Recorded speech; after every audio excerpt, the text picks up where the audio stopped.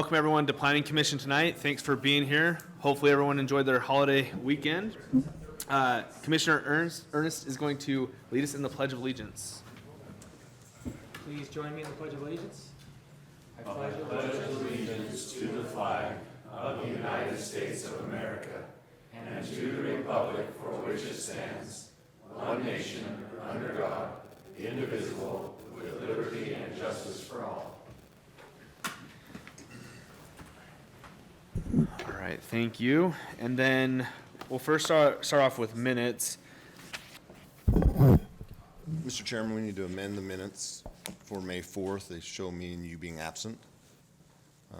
So do I recommend them with that change? That, yeah, being amended. Yeah. Second. Okay. So the three of us that were there for the May ones, all in favor? Aye. Okay, and then we'll do the June minutes.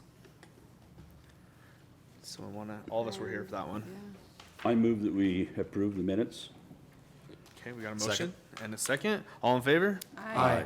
Any opposed? None. Okay. Just want to give everyone a heads up. We're going to talk about the Leland Meadows subdivision.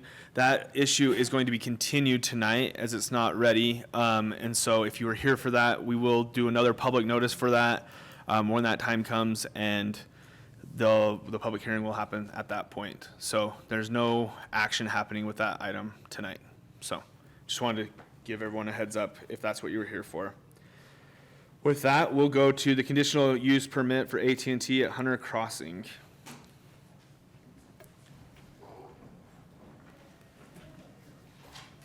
Thank you. So AT&T is looking to build a second cell tower within the city compound. If we jump to the next slide, you can see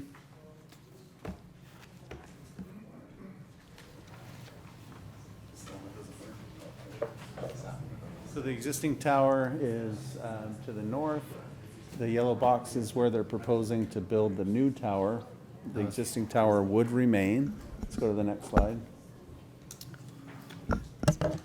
This is the existing access into the yard. So you can see the ground equipment would be located here. The tower would be set back into the property behind the existing compound wall and fence. Let's go ahead and go to the next slide, please. Sorry, Brandon. I was dealing with a laser. Where's the exact location of the 80-foot pole? Right here. Okay, thank you. So if you look, this building, go to the next slide. That's that building right there. So it's just off the end of that building. Is that building on their property as well?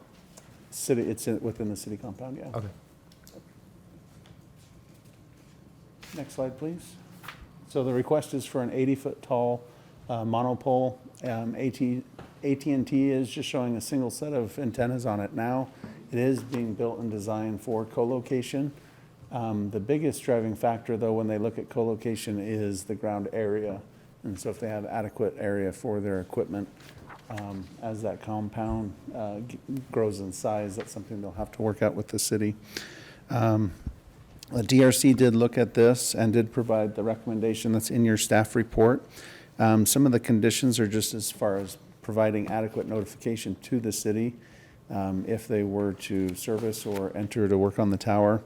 And then a condition that was added was that the current lease agreement that was approved by the city council be finalized and executed. Any questions for staff on this item? Width of the antennas at the top. Yeah, if you go back a slide, Mike. So here's a 12-foot access road. So it's slightly larger, probably 14 to 15 feet in diameter. Okay. Yet all of it's still within the city compound. Yes, so the Canyon Road. None of it protrudes here, out. None of it would, no. Okay.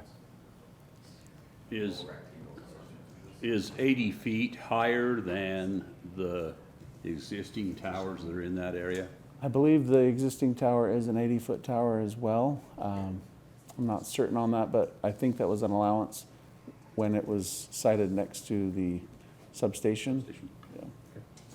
Is that current tower staying or is it leaving?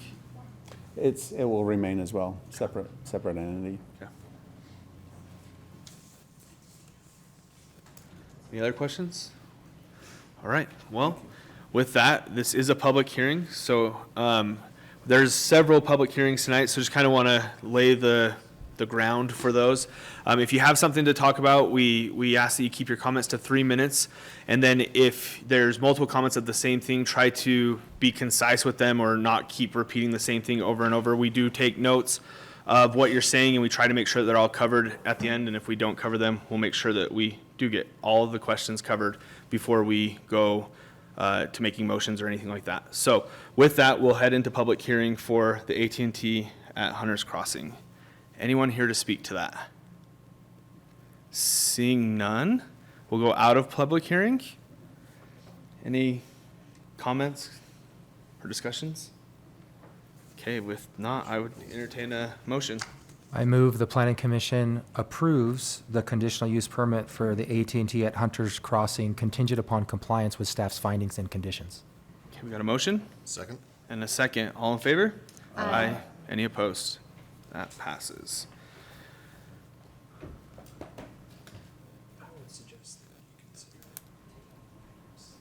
Okay, good. Sounds good? Yeah, yeah. Sounds good. Thank you.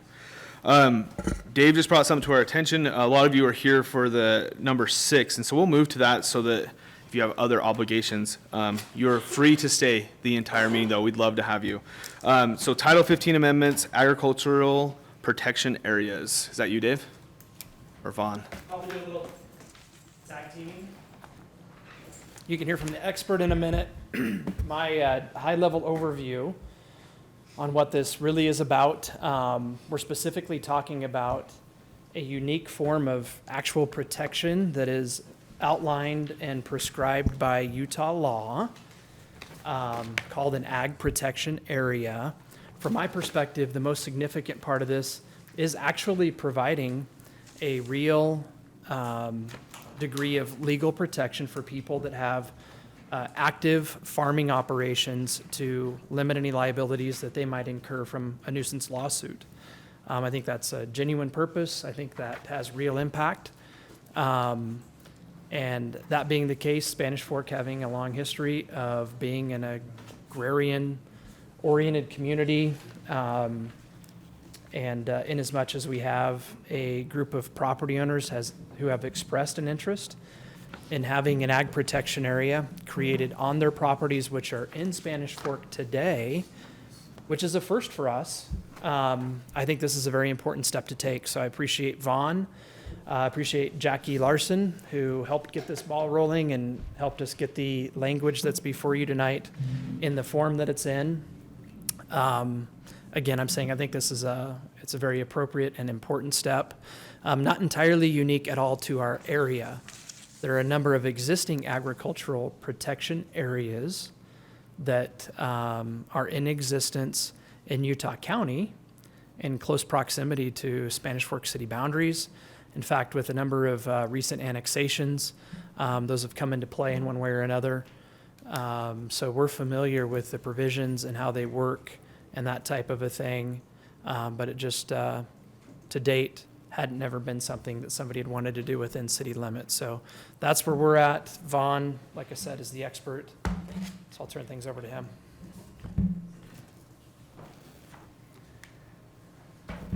Commissioners, as Dave explained, this ordinance would create a new chapter of our code that allows agriculture protection areas. Have to turn it on, I guess. Is that still not going to work? I'm sorry, that's not working. You have to do several. It's by paragraph. I'm sorry. Probably should have just one page at a time.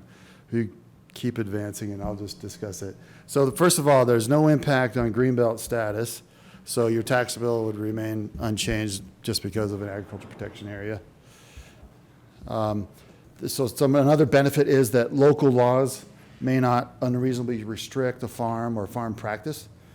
So that's a good thing, that the city can't do anything to unreasonably restrict those. Also, no rezones are allowed without written permission of the property owners in the agricultural protection area that are affected by that rezone. So you have to have written permission for those. Also, nuisance protection. The definition of nuisance would exclude sound agricultural practices.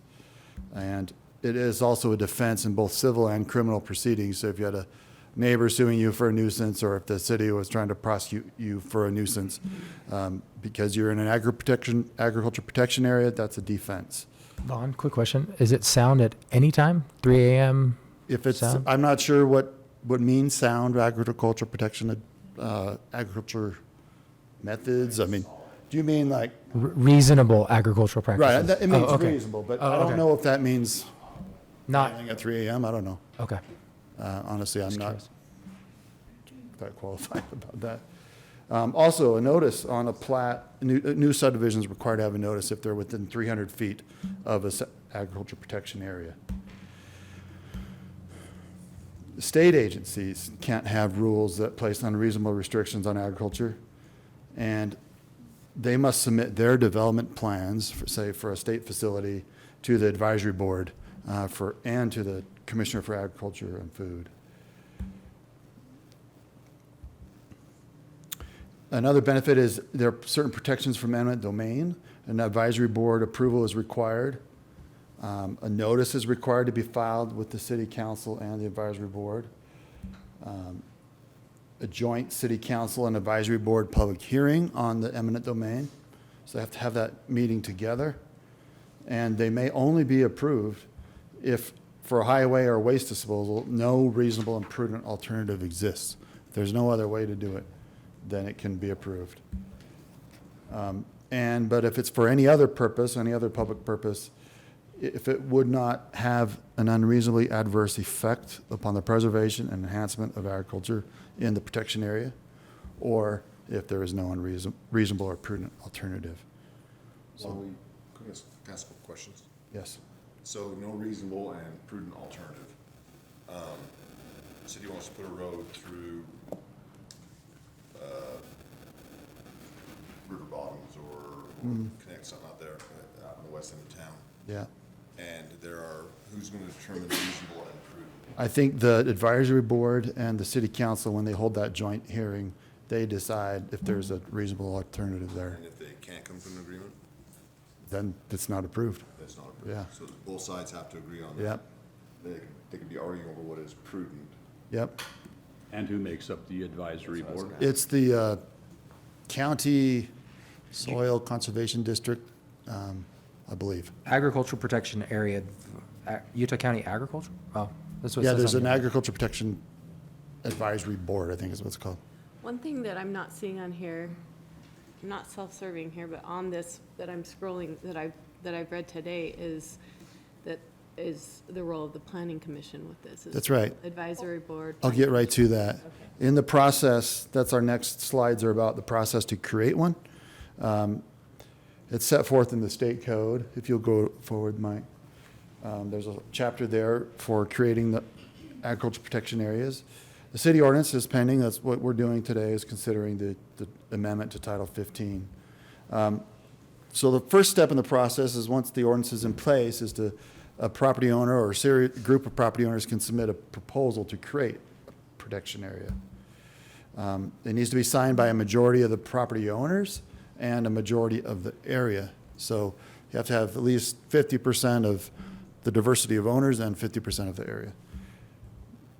The minimum acreage, the city can establish that in their ordinance, and so the proposal needs to meet that. They need to submit their filing fee and describe what their boundaries are going to be, and if there's going to be any limits on agriculture protection. The owner's names and parcel numbers need to be included on the proposal. Once the city has the proposal, they have to give notice that they've received a proposal. And that is on the public notice website in 5 public places within the proposed agriculture protection area, and mailed notice within 1,000 feet. Might you advance a few clicks? and it needs to state that the proposal's been received and that it's open for the public to inspect it. And then during 15 days, the public can, any person can file a written objection or a proposal to modify the proposed agriculture protection area. And that there's a statement that the Planning Commission and the Advisory Board will review the proposal. And finally, that there will be a City Council public hearing. So the advisory board would come, we would meet with them? They would come here Yes. to present that? They did not meet with them. I guess you could, but it's not required. It is for an eminent domain decision. If there's going to be an eminent domain action authorized, then they have, like I mentioned before, they have to meet together, Planning Commission and the Advisory Board. But just to create an agriculture protection area, you don't have to meet together. After the 15 days have passed for the public to inspect the proposal, then within 45 days, the Planning Commission needs to review it and make a written report to the City Council. So that'd probably happen at one of your meetings, and staff would present maybe a draft report for you to consider, and then as you review it and discuss it, you could add or modify that report as you determine. One thing that you need to do is analyze it and its effect on city policies and objectives. So I think of that as looking at our general plan and any other city policies and objectives and see how that coincides or differs in any way. There's also evaluation criteria in the state law and in the proposed ordinance that you would analyze. And you would recommend any modifications. You would evaluate the objections that might have been filed by the public. And you make a final recommendation to the City Council. At the same time that that's happening, the 45 days, the Advisory Board has to do basically the same thing. They submit their written report to the City Council, again, recommending modifications, analyzing the evaluation criteria, evaluating any objections filed, and make a written recommendation. Then, the next step in the process is the council's public hearing. The council has to give notice of that, hold the hearing. At the hearing, they review the recommendations of the Advisory Board and the Planning Commission, and they take public comment, and then they either approve, modify and approve, or reject. And once it's created, they record a notice of creation on each of the properties in the agricultural protection area. The evaluation criteria, let's go through some of those. You evaluate the current use of the property, its current zoning, the viability for agricultural production, existing or proposed improvements, anticipated trends in agriculture or technology, and any planned roadways, parks, utility corridors, or commercial developments. Such areas may be excluded from the agriculture protection area. That's kind of implied by the City Council's authority to accept, modify, and accept or reject. That there's a case that interprets that rule and finds that the council can exclude areas out of the agriculture protection area. Other procedures is how do you add land to an agriculture protection area? You basically follow the original procedure.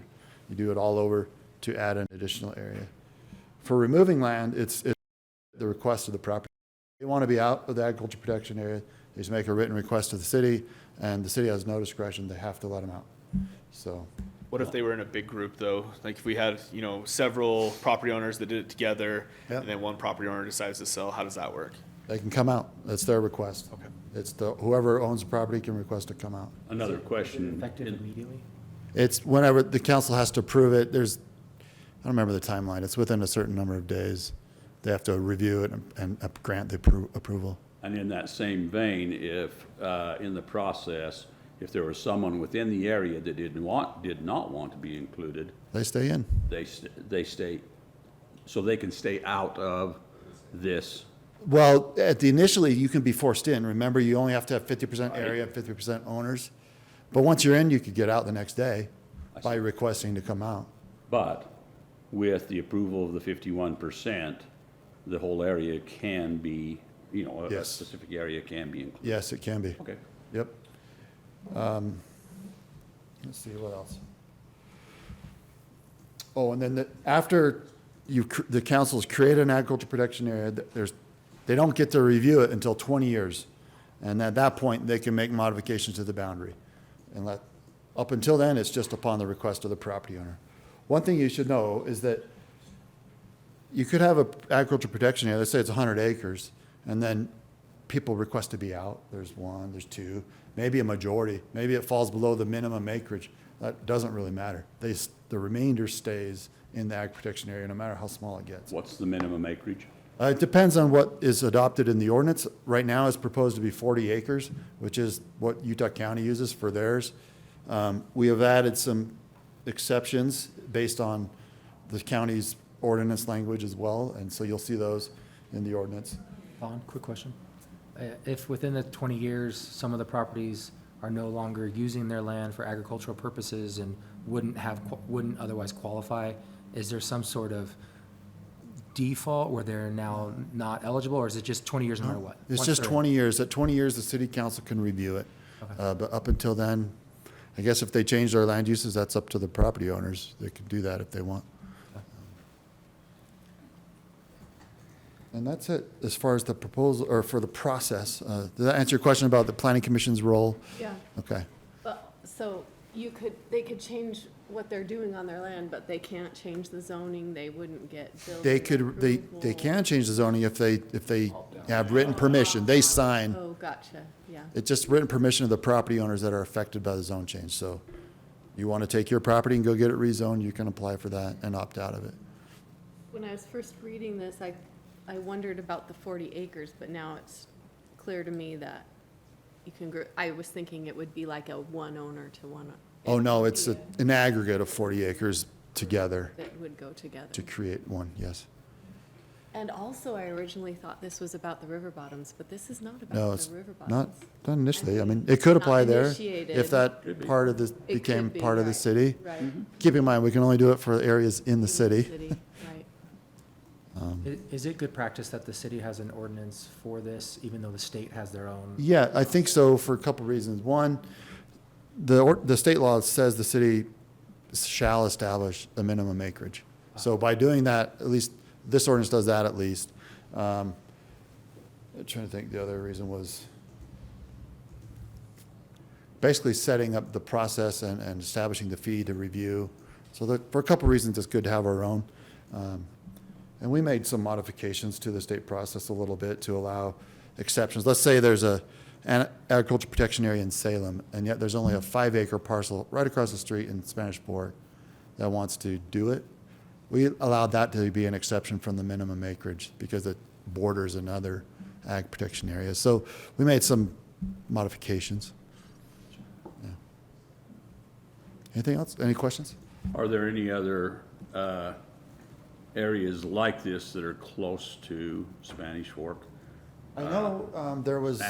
Or Utah County? Yeah, so we did an annexation on the north end, the J6 annexation up off of Springville 400 South, SR 77. That was in an ag protection area when it was annexed into the city. And it would have remained that except the property owner requested it to be removed so it could be developed. So, yeah, there are ag protection areas around, and we may get more with more annexations too. Are you and staff in favor of approval of this ordinance the way it's Yes, written? definitely. I think it allows the property owners to have protections that the Ag Protection Area Act affords, but it also gives them the opportunity to get out when they want to. It's really up to them to create it and to exit it if they want to. So it gives more rights to our property owners. Yeah, I think it does. It protects them from nuisance challenges, eminent domain, rezones. There's lots of benefits for doing it. Has Spanish Fork City had any complaints or nuisance questions about agricultural operations? I can't say they never have, but I'm not aware of it. In my time, at least, I don't know. I've not heard of the police responding to something like that. Might have happened. I don't know. Well, you mentioned, the noise of baling. Yeah, Baler's a violent machine and it Yeah. makes a lot of noise. And Right. sometimes, guys have to do that in order to catch the dew or Right. whatever it might be. Sure. And they can't control when that best Right. time is. no, So, I understand. makes sense. You might have already said this, but I've been trying hard to think fast here. So in order to be part of this ag protection area, every owner that's part of it has to say, yes, I want to be part of it? No. Only 50% of the area and 50% of the owners. Oh, So okay. you couldn't Oh, force somebody That's why you in. said they can opt out. That's why the they can next opt year. out if they want to. Yep. So what's the point of the 40 acres then? Just to have like a, Opt out. because it's a unique creature in the law. We're not talking zoning. This isn't deed restrictions. This is a special protection that the state law gives to agricultural lands. And so if you want to have those beneficial protections, we think you need to have at least a minimum at least of area. You don't want to entitle every 1 acre piece with that kind of protection. And you need to have a certain amount of acreage for viable farming. I understand, though, in modern farming, there can be, you own one field there, you lease a field over there, whatever. You could have a lot of disconnected parcels that are part of one farm, so to speak. Along that vein, if there was 40 to start with, and then a landowner or two opted out and it became 33, Yeah. that wouldn't matter, right? It doesn't matter. It doesn't change the remaining 33. Does the properties all have to be zoned agricultural? Not when they're done? necessarily. Remember, the evaluation criteria included what is the current zoning. I think that would be a strong vote for it, but it doesn't disqualify it per se. Gotcha. Yeah. Any other questions? The advisory board, will be one advisory, let's say we have 4 or 5 areas. Yeah. Would be one advisory board for all those, or they all have their own? No, the county has established the advisory board Okay. in Utah County, so it's for all ag protection areas in the whole county, actually. So if a group of landowners here wants to do that, they would then make their petition to them? No, they make the proposal with the city, and then we notify the advisory board, we have a proposal, and then they have their time to review it, the planning commission has its time to review it. So the county has this ordinance, Very similar to ours, yes. and then how many, is it the majority of the municipalities in our county? I don't know, I didn't look up that detail, I don't know how many have it. I know it's not at all uncommon, the last city I worked had an ordinance for ag protection areas as well. We know our, Which city was that, Bob? It was Bluffdale in Salt Lake County. So we won, we got you. Yeah, right. Any other comments before we go into a public hearing? Okay. I'm sure we'll have some questions for you. All right, with that, we will go into public hearing for the Title 15 amendments. So if you're here to talk about that, again, please 3 minutes, and if you have the same thing, let's try to keep it fresh. I didn't know a lot about APA until recently, but Sorry, go ahead and state your name Oh, first. my name is Dan Davis. I live down by the Leland Meadows development area on Mill Road.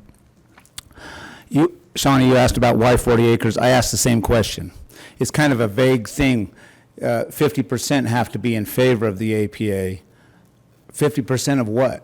Okay, it has to be contiguous is the word. Okay, so if you have this weird conglomeration of properties and they're all contiguous, and I guess some of them don't want it, they're forced in greater than 51.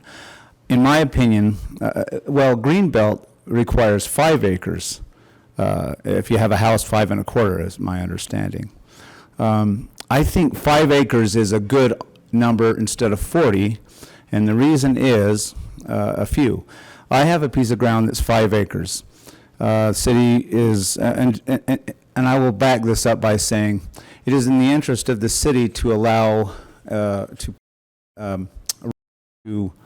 make the developments work well.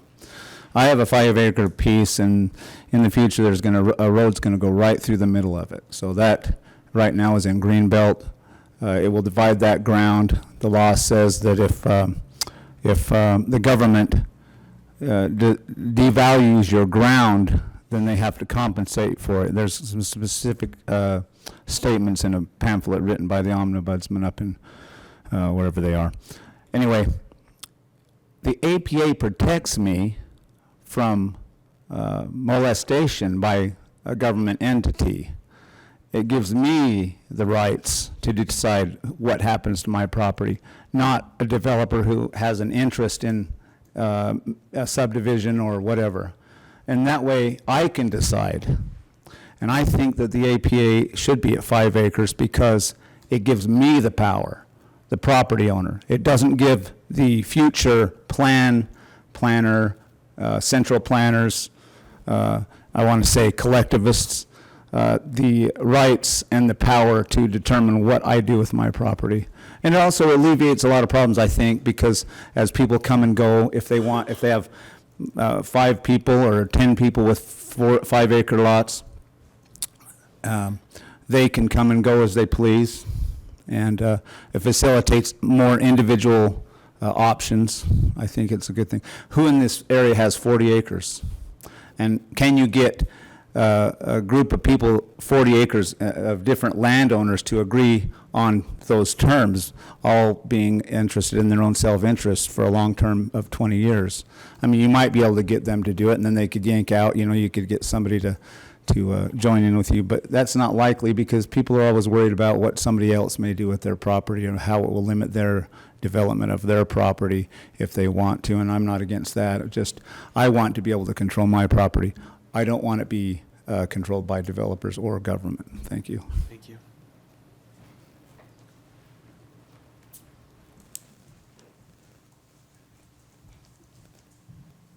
Hi, my name's Jackie Larson.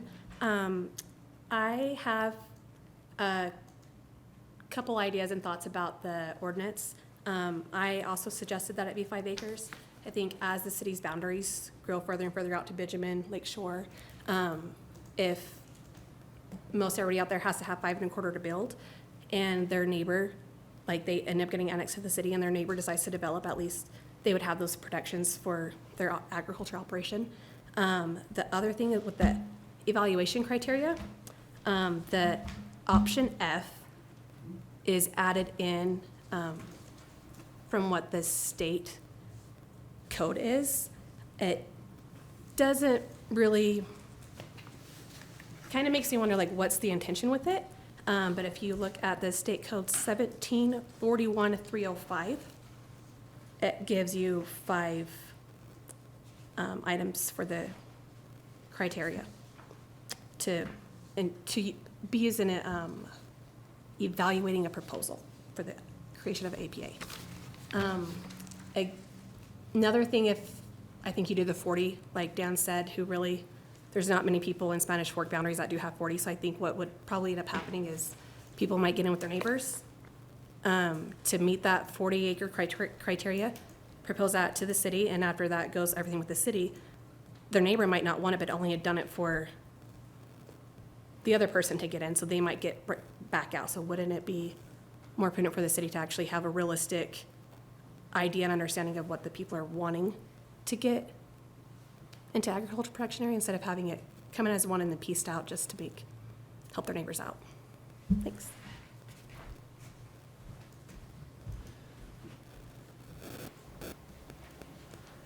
Anyone else here to talk to this? Come on up.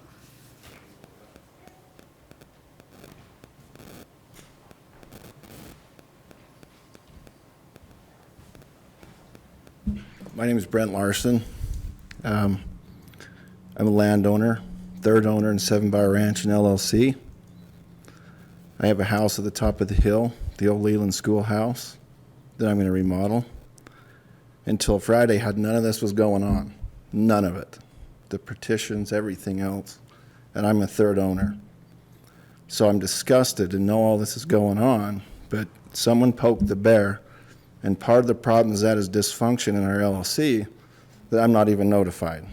But I want to let everybody here know, and the council, there's 3 owners on that land. And so I don't have any information on this until Friday. And now we're discussing all this. So I've talked with the other owner, and they want to sell. I don't want anybody dictating what I do with my land, and that I don't want to be told that this can happen, and I don't even know what's going on. So we're going to work on that, but I nothing against you. I had no idea until Friday, till Brandon, because I heard about all the protests on everything else. So number one, I should be informed, and I want you to see a face with the land so we know what's going on.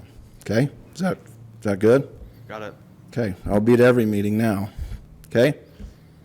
All right. We'll watch for you. Look forward to it. We'll watch for you. All right, So- thank you. But can I just, I want to make sure I'm clear on your concerns is the notice that you didn't receive. And because it goes to Gary, and Gary doesn't tell us about it, so I have no idea. But yet I'm live at the top of the hill. Is that, I don't know what your, Okay. everybody else gets it, so I didn't get it. And then how this specific title would change your ability to use I your have land. no idea what this is. What it is, so you have a Yeah. chance to review it. Okay. But I'm a third owner, and there's 100 acres right there that we own. So, yeah, I need to know, but when someone tries to pull this, and I'm not saying the city, but, yeah, any questions for me? None right now. All right, thank you. Thanks. Thank you. Just make it clarify for Mr. Larson as well. I think he's referring to a couple of other applications that we have in the area that aren't being discussed tonight, but that likely will be in some future meeting. Gotcha. Area-specific, property-specific applications, whereas this potentially applies to any property in the city. So we're just kind of on that front end of a process still now. Are So there, that's partly why, for what we're talking about tonight, you would not have received a notice. are there petitions? for Brent? this? You mentioned petitions. One Is there a petition? clarification, you mentioned that you're a third owner, meaning that there are three owners, not that you are the third owner. Right. But if I've had problems with the city, and if you look at the state, there's only one owner on that. And I've changed that. Okay, So just wanted to clarify that, I that, want the city to be aware that there's 3 owners on that. there you go. Just wanted to clarify that. Perfect. Okay, anyone else to speak to this Title 15 amendment? Come on up. On the APA. Go ahead and state your name Oh, first. David Isaac. On the APA subject, I'm wondering if it could be expanded to include specific agricultural manufacturing as opposed to just agricultural production. So my family operates a feed mill specifically for agriculture, and just wondering if we could be included in that. It would be great to have that protection. So, yeah. Thank you. Thanks.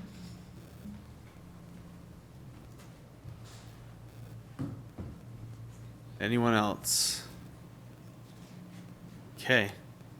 Seeing none, we'll go out of public hearing. Okay, we have some few things to talk about. I think Vaughn, you'll probably be the person for these questions.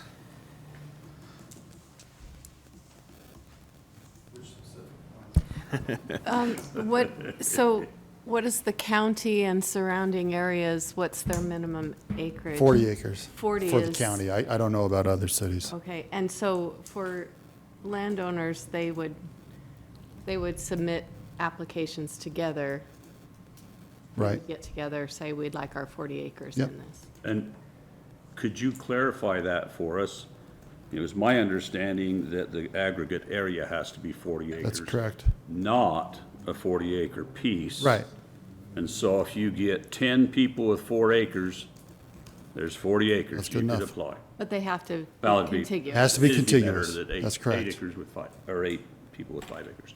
But the aggregate area is A 40-acre contiguous group of parcels. Right. It really isn't, and so if a 5-acre piece can easily be included in that. It would be included if that's the geographic area that they're Right. asking for. That's correct. That's what I wanted to. I think the concern is we have a lot of 5 1/4 acres in the county. Right. That's a requirement. And to get that number lower, it's easier for them to have the protection that they, when they built their house, when they got that land and built it, that people would maintain that and not be surrounded by a subdivision. And it just sounded like there was a little bit of confusion about that you had to have 40 acres in one piece. I just wanted to make No. sure that we all understand that the 5 1/4 is perfectly fine. It's in the green belt. It could be included. It would be included in the geographical area that's Yes, being asked if for. the proposal included that parcel, Right. that's just fine. And then coming to Mr. Isaac's question, he talked about the industrial or agricultural industrial, like a feed mill. So yeah, I think that would be included. In our ordinance, in the area requirements, we specifically say land which is used in intensive livestock or in fruit production may be included with an area less than 40. So we gave that as an exception from the So that minimum one's area. done. Evaluation F, Yes. whether the land, you're probably more aware of it than I am. Absolutely. Can you talk to that? So A through E are in the state code. Item F comes from a Court of Appeals case interpreting the state code, and it held that the city council could exclude areas, it could modify, it could, do a lot of things under its discretion to whether or not to approve or to modify or reject a proposal. And so in that case, the Utah County case was that they specifically excluded areas they knew were going to be a master plan road, for example, and the Court of Appeals upheld that. They upheld that, okay. Okay, let's see. Brent Larson brought up the fact that he wasn't notified. I'm not sure how we can remedy that when notice is sent to the owner of record. I mean, if there's 3 or 4 people, I happen to, In this case, this is an amendment of our code. It doesn't affect a particular piece of property at this point. But if I signed up for the public notices Should on the get 'em. website, I should be get them, right? Yeah, there should be a notice on the website that we're amending Title 15. Okay. Yes. that should have been there, but my specific question That's is the that state website. Yeah. if you're a member of a trust, the trust would be notified because it's within that area, but the individual trustees, Right. We send notices, since it's just like any other land use application. that's right. Yeah, you take over. To owners of record as they're listed with the Utah County Recorder's Office. Now, as Vaughn mentioned, in this case, we did not send a notice for what's on your agenda tonight to any individual property owner for this item. Because this is a citywide ordinance change, just like any other change to Title 15 that you'd review, and you review those often. Where we have a public hearing, the notice that we provide is more to the whole world in the forms that we use, rather than to send them to any particular geography, because the geography is the whole city effectively. Now, with the next step, which would be to define a geographic area as an ag protection area, then as the ordinance prescribes and as the state law prescribes, we would send notices to people in a manner that's similar to what we do for zone changes and that type of thing. Actually, the notice requirement is really quite a bit more substantial. Everybody within 1,000 feet, that is all property owners as identified by the Utah County Recorder's Office who have property within 1,000 feet of a proposed ag protection area, will get a notice, and there will be a public hearing with the planning commission, or is it with the city council? Public hearings with the city council. Okay, so it'd be a public hearing with the city council. The city council would act after you make a recommendation and after the Utah County Agricultural Protection Area Board, Sounds right. it's called, after they make a recommendation. So I just want to clearly, and for everybody's benefit, that's something that's forthcoming still. And frankly, I think that probably would come about pretty quickly. That's what we've discussed with Mrs. Larson, and that's our intent. So if not in August, in September, you'd see that application, and the council would soon after you. Does that make sense? So he was here for probably another, Mr. Larson was here for probably another agenda item. I think in fact the one that would be continued tonight, the Leland. And that notification for that, since he's a landowner, that would be affected by that, probably went to it was an LLC, probably to the registered agent of that LLC. I think in Mr. Larson's case, he has close to residence in close proximity, and he is part owner in a property in close proximity. My guess is that his residence is probably just outside of that halo that is used to define who gets a notice and who doesn't. And obviously, like I said, we just send a notice to owners of record, not everybody that might be part owner in a property, so that's, I believe, the issue there. But to be clear about what we're doing tonight, is just the Title 15 change that allows for this to take place. Somebody submitted a proposal, We're putting this into Title 15 so that they can go forward with if someone wants to create one of these zones. Before we move it, do you have another question? I guess my question is there any compelling reason to not, is there another side of the story saying we don't want to have an ag protection ordinance? I See one, and I can't really see one. I mean, it ties the hands of the city more than anything else, you know, city can't do rezones, can't do eminent domain without advisory board approval, you know, those kind of things. But that's no big loss, because that's usually, you know, rezones are usually at the request of the property owner anyway, and the city can exclude master plan streets, so. I think it's great to protect property owners. So before we go into any discussion do we have any other questions that need answered? I think we had two of the comments that were based on the size of the area. Right. Preferring a smaller acreage than the 40. So that seems to make sense to me. I don't know the size that would be best. But I get the idea that Jackie brought up. You have people that you'd have to get 8 of your neighbors if you have 5 1/4 to sign up for that, to protect what you had, you know, established out there. Right. But So only I just think only something I'd 4 like of to your talk 5 about. neighbors, but it sounds like only 4 of your 5 neighbors have to agree to it, right? Only 50% I think it has to be of the bond. 40. 50% of the area, 50% of the number of owners. So it could be 20 acres then. Right, okay. The only reason that I wouldn't get too hung up over the 5 1/4 acres is that they are extremely important to the guy that owns the 5 1/4 acres, but they're also a really small percentage of the entire area. Now, if it's your 5 1/4 acres, it's all you care about, you know, and I understand that. But on the other hand, if you join with your neighbors, you'll be in there anyway. And the 5 1/4 acres does not, you may not have the same protection, but you still have much of the same protection. If you are 5 1/4 and you're in the green belt, you have a ton of protection within the law as it is. But not against eminent domain. You're right there, but neither do I on my lot in Spanish Fork.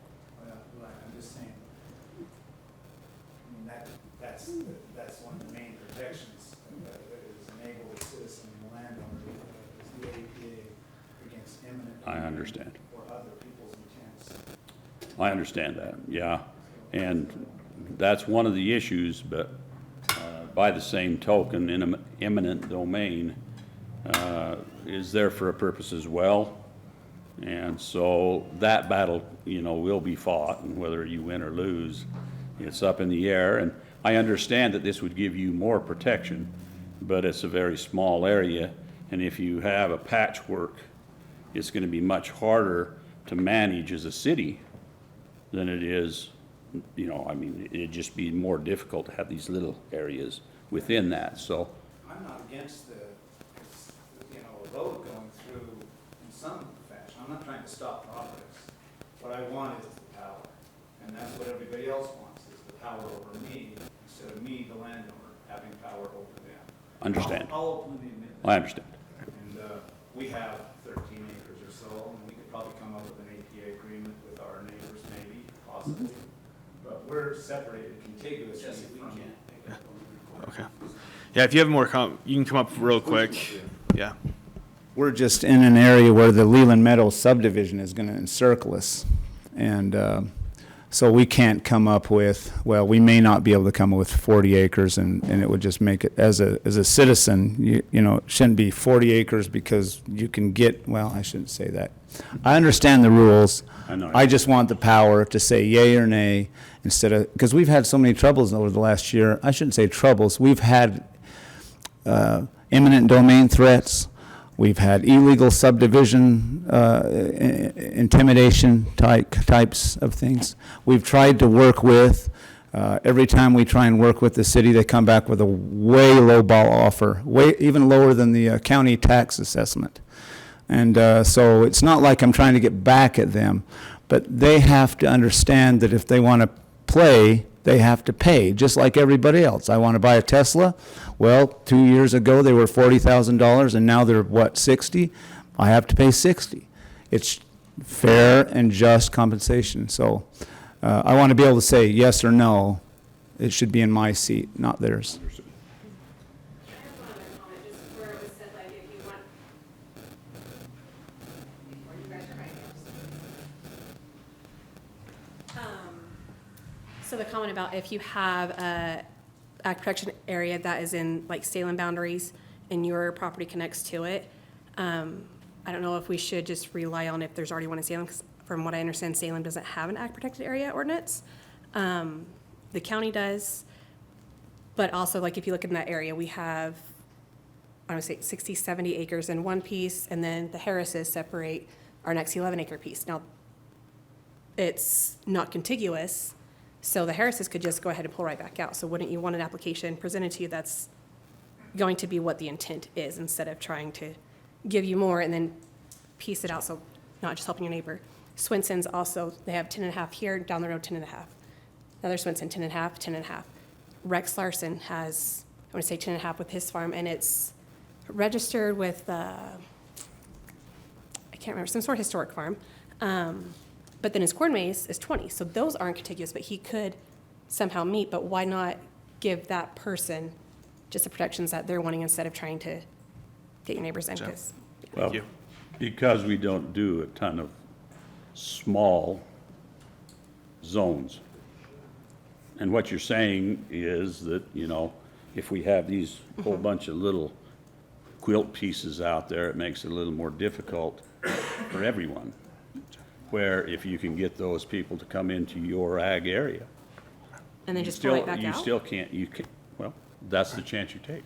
Are you gonna tell them what they can or can't do? Of Right, I'm course just not. saying, would you want something presented to the city that's actually what the intent is, instead of trying to, I mean, Yeah, we hear you. yeah, Thank you. thanks. Any other comments? Wait, discussion from us? Discussion from us, yeah.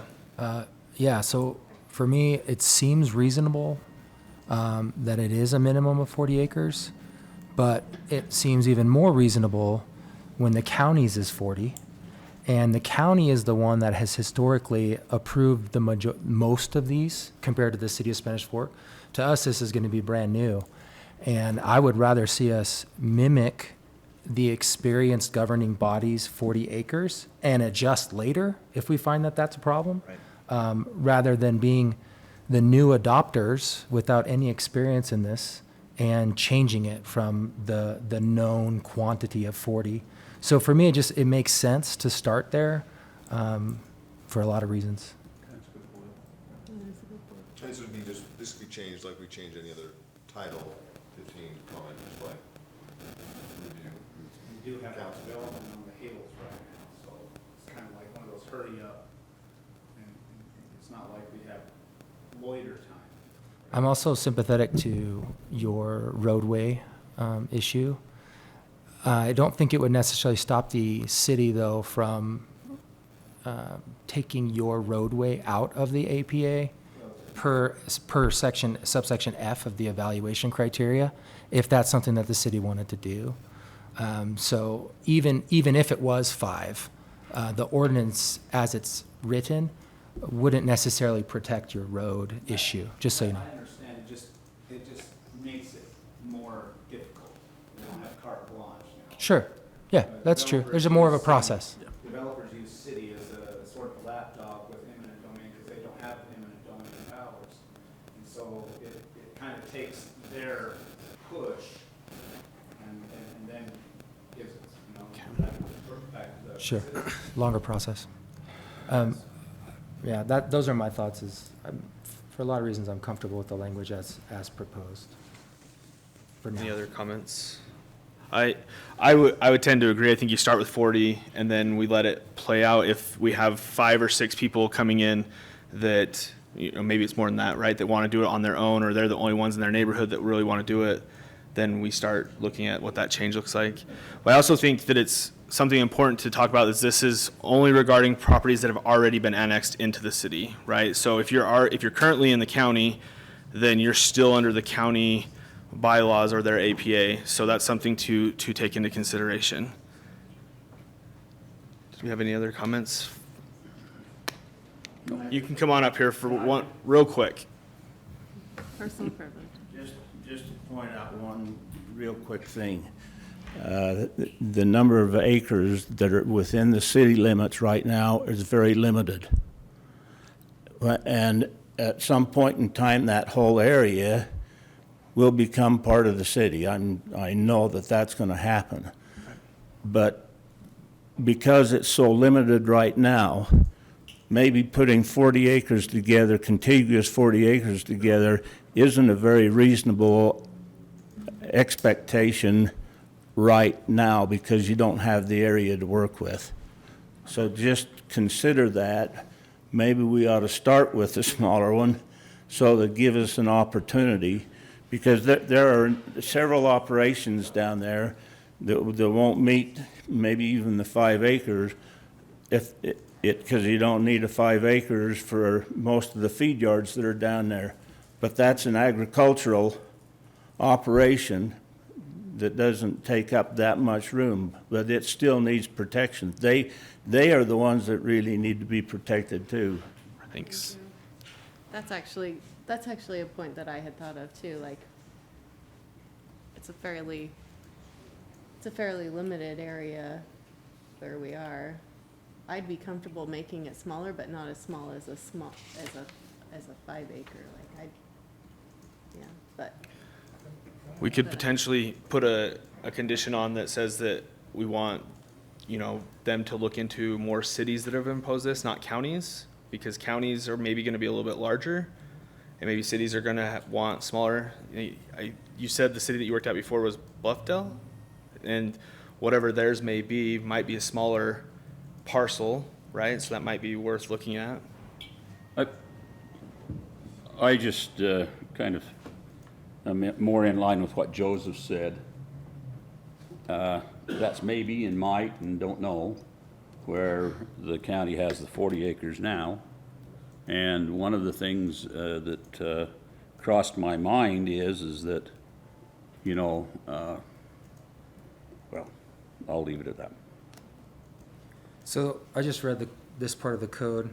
An area that is contiguous to an existing agricultural protection area or contiguous to an existing or proposed agricultural protection area that is not within the boundaries of the city may be included in an agricultural protection area with an area less than the minimum acreage requirement.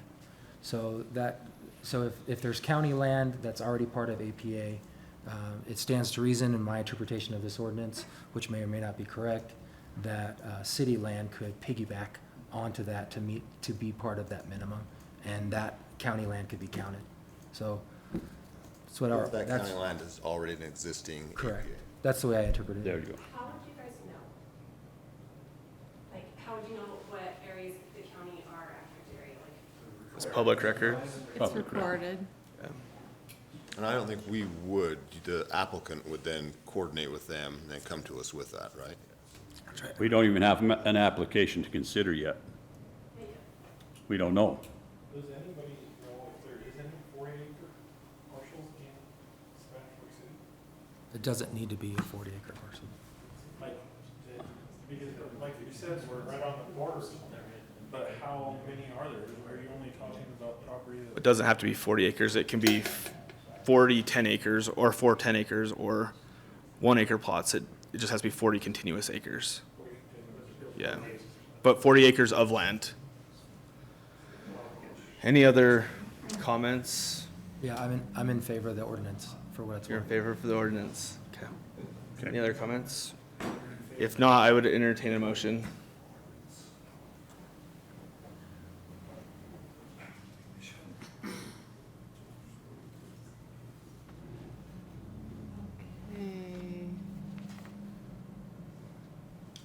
I move to recommend the agricultural protection areas ordinance to the city council.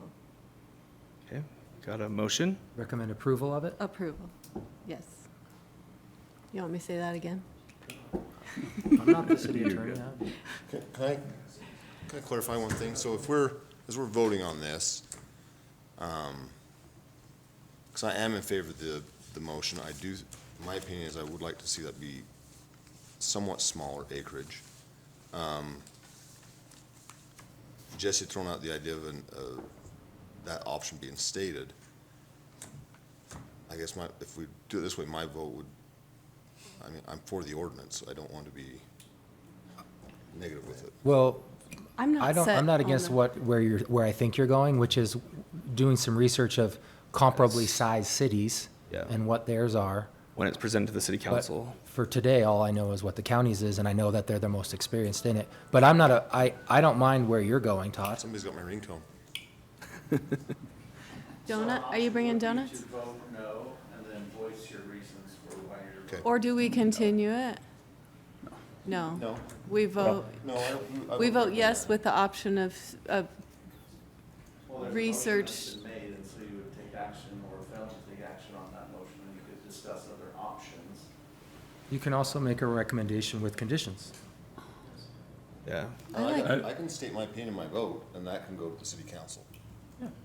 And then because they're gonna be the ones that decide yes or no. That's right, and they have that period of time to discuss it and gives staff some time to look at those things. But I think we should move forward with the ordinance as it is. And I second the motion. And and for the record, I agree. So do you want to change your motion, or do you want to go forward with that motion? It's been I already been Let's made. vote on it. Okay, seconded. We'll vote on it. Roll call, Okay. roll Okay. call. Okay, we'll do a roll call. Commissioner Ernst, Aye. Commissioner Warnick, Aye. Commissioner Mendenhall, Aye. Commissioner Mitchell.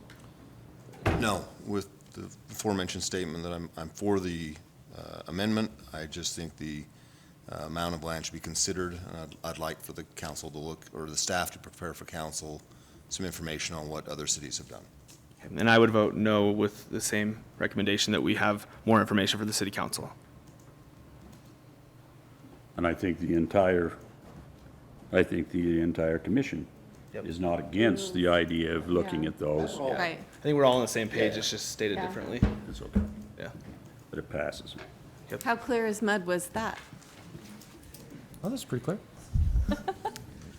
Honestly, I think the council get our intent very well. I mean, Yeah. it's a split vote with the statement, and they'll know we're for the change or the addition, and hopefully they'll have some information to look at and make a. And at the end of the day, it might still end up being 40, right? 40 might be what it is, but at least now we're just giving a little bit more direction, hopefully. And that's our job. Great. Okay.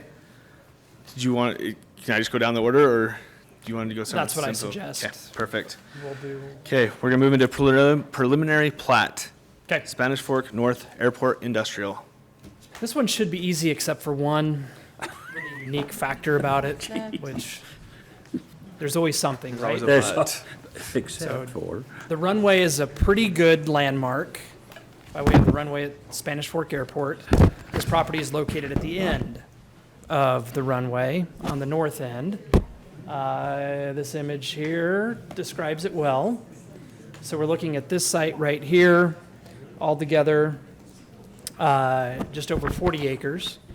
The property is zoned Industrial 1, and the proposal involves simply subdividing that into 23 different lots for uses that are allowed in the Industrial 1 zone. Today, Spanish Fork City has a master plan for the airport that includes the idea that the runway is going to be further lengthened in this direction. That is the hangup. Now, that being said, the airport has recently had a change of management. Chris Childs, who had been our airport manager for quite some time, retired, and we have a new person in his place, up and running, I think, just this past week. And that being the case, it's my understanding, I can say with certainty, that Chris Childs and the consultant that the city uses for engineering and other aeronautical-related types of things at the airport, certainly a specialist in their field, has commenced a process to work with the FAA to change the city's master plan to remove any indication that there are plans to further extend the runway. That being done with the belief that there simply is never going to be a need. The runway was lengthened just a few years ago. And with that, as I am told, the folks that operate the airport today seem to very much so believe that that's it. They're comfortable with it. They're advocating. As is. They're advocating for that. Okay. And that being the case, we're bringing this before you tonight, understanding that there is a problem with approving a plan that's not consistent with the existing airport master plan. So inasmuch as a part of this subdivision includes clear indication that property would be developed, buildings would be built, and so forth, in the path of the future lengthening of the runway, that's a problem. So for that reason, staff is recommending that the proposed preliminary plat be approved with the third condition in the staff report, that the applicant provides a phasing plan to avoid any conflicts with the current airport master plan and what's underway, as I understand it, which is a proposed amendment to that master plan. So that's something that we haven't, that I'm aware of, seen yet. That would be forthcoming still, some type of a plan that would indicate. They've described it to us. But we don't have an image, do we? We don't have an image, but I can describe it real fast. Go to the next slide, Mike. So the applicant, Steve Wilson. Next slide. He's wanting to move forward on the first phase, which would be the far eastern lots there along 1550 West. And I believe Scott was here a second ago, and then the second phase would come to between lots 6 and 7. And then the third phase, 7, 8, 11, 10, and 9, those would all be subject to the conditions that are outlined in the staff report. Question? When you say that it's the airport master plan, who would approve or deny any change to that plan? Is it the airport board? Is it the city council? Who makes that decision? It's the city's master plan, and the FAA also Well, that's what approves I- it. So there are two different jurisdictions involved relative to approving that. I understand at one time there was some concern because our runway is very close to the same alignment as the Provo runway as it is now. There's a fair amount of distance between them, yet if you go much longer, it takes planes, a plane that needs that length of a runway also takes more time to get up in the air. And Provo is already, landing commercial jets. We don't have that capacity, is the way I understand it now. But if we were to expand, then that could cause some problems spatially with the two airports. So it makes sense that we kind of stay this size and maybe have the opportunities for smaller endeavors to come into our airport. Is that accurate? I think that describes well what I've heard our airport manager say. More or less. Yeah. Brandon, you said that 7, 8, 9 would be their second phase? Third phase. Third. So 1, 2, 3? No, 1 would be along the existing road improvements. Over there. Okay. 2 would take you to lot 6, because those could all be built Okay. without interfering with the master plan. Okay. So then the third phase rest of it. So it's contingent upon the changes for the proposal of what the airport's proposing. The development of the third phase that Brandon described would be, yeah.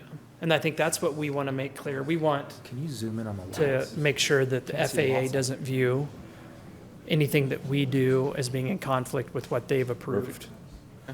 Maybe we can go back to the satellite view and just take a look at that and take a look at some of the landmarks there that, so we know exactly where that is. This is the large animal clinic as it is, and this is all of Sunrock's development, right? Yeah. Yep, exactly. State Route 77 is just off this image. I think maybe we can see it on the other one to the north.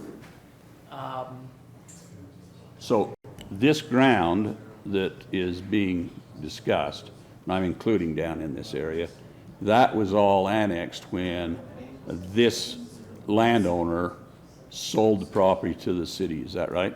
I don't recall the exact order, if all of it happened then or if some of it was part of a more recent annexation. Okay. But certainly some of it, I believe, was part of the annexation that happened. At least, well, the main impetus for that annexation was to allow for the extension of the runway that happened a few years ago. I saw this line here in our stuff, and I guess that designates the land that is currently in the city limits. That this house and these yards are not. Correct. Okay, and then none of this is at this time. This Oh, all excuse me, is, right there. some part of this was just annexed in this. Right, right. But not much of anything south of this line. Well, it goes down here to the property line down here, the Swenson property line. We could throw that up pretty quick just with It the just- zoning map. We don't need to. The reason I asked the question is that if this is approved, will there be a natural move towards someone coming in here and wanting to go ahead and do more or less the same thing in this area and maybe further south? It's already underway. They're already looking at it. Damn, I sold my property too early. If you knew what they tell me, they're paying for property. There you go. Day late and a dollar short. I'd say something I said before, and it It's really makes amazing, by sense. the way. The amounts, I think. No, it's, I'm gonna say sucks for you. I would say your life's pretty great. Just think about that view you got. Okay, Then I'm aware of no other issues with what's being proposed, really. That's the one. Do we have any other? I can't see lot sizes. The staff report, you guys have a way of when you scan it, you shake the paper, We try to. and I can't see the. It's the same consistency of blurry every time. I know, I'm like, whoa. resolution, 23 lots on 40 acres, so they range in size from being, Yeah, scroll through there, Mike. big ones at 6 down to. Who's scanning those in? do they, What's that? do they have, people that are interested in those lots and wanting to see them They've built? said that they do, and I believe that. Oh, I do too. Lots for non-residential development, properties High demand. that are ready to be developed non-residentially, that I'm aware of, don't stay on the market very long. Okay. Any other questions? Yeah, what's it zoned? Industrial? Industrial. Industrial one. What's the max building height for this area? And I assume they'll have to have FAA approval if they're that close to the airport? For some of them, they would. Yeah, this is the right image to use. The heights that are allowed, there's a parabolic bowl-like manner in which they're limited. I think the properties that are closest to the potential flight path are limited to 50 feet in height, and very rapidly that expands upward from 50 feet. Okay. Do we know any of the users yet, or probably not? Too early? We haven't, had any of those conversations. Okay, so we don't know. Okay. Are we talking about the Kmart building or this? Good. Okay. Has the Kmart building announced Yeah, officially? yes. What is it?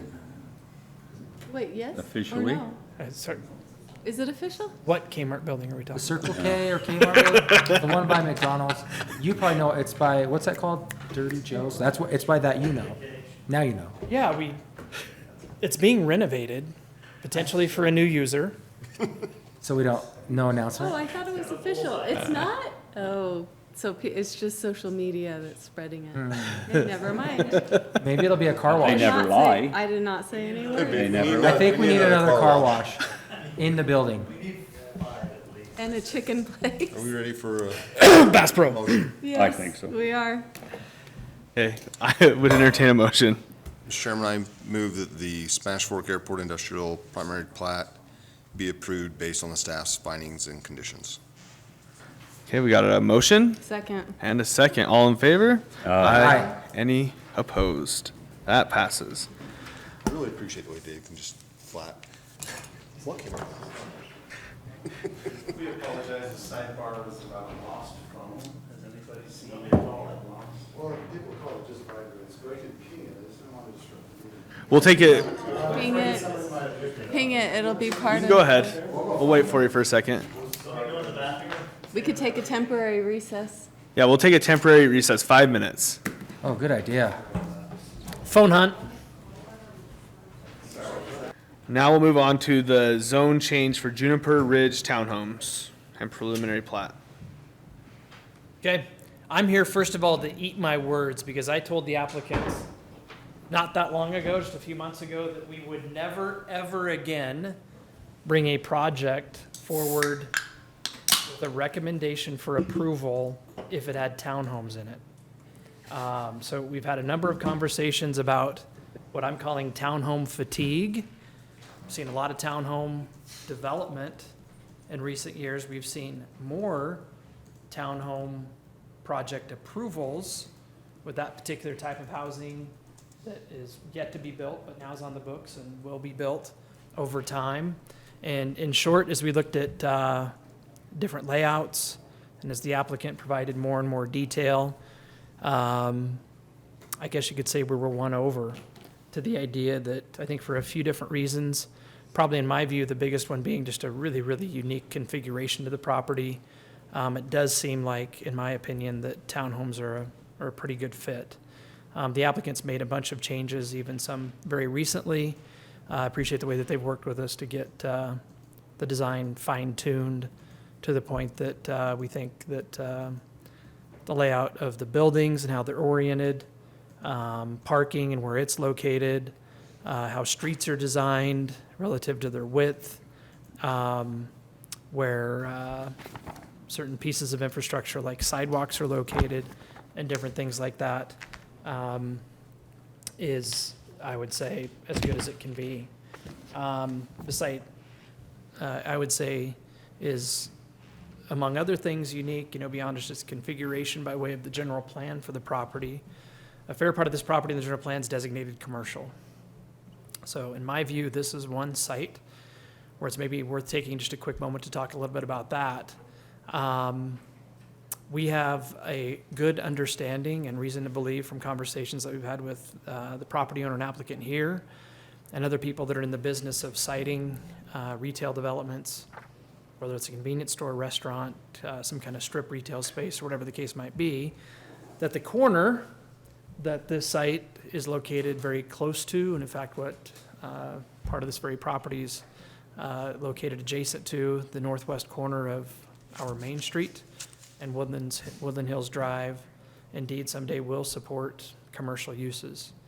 Now that being the case, for a bunch of different reasons, we don't think it's probably going to be a commercial use that would require maybe like 400 or 500 feet of depth, like a grocery store with some out parcels or something like that might. Is it currently general plan for your commercial, It is, yes. but not zoned for it? Zoned rural residential. Yep. So I think this is a good example of where, when the general plan was prepared, and we looked at the idea of commercial being located on the corners of this intersection that are in or will be in Spanish Fork, that they should develop non-residentially. But we didn't know whether that was gonna be 2 acres or 5 or 10. And the idea that townhomes would flank the kind of commercial development that what then is left, I think there's about 200 feet of depth left on the part of the property that would remain here.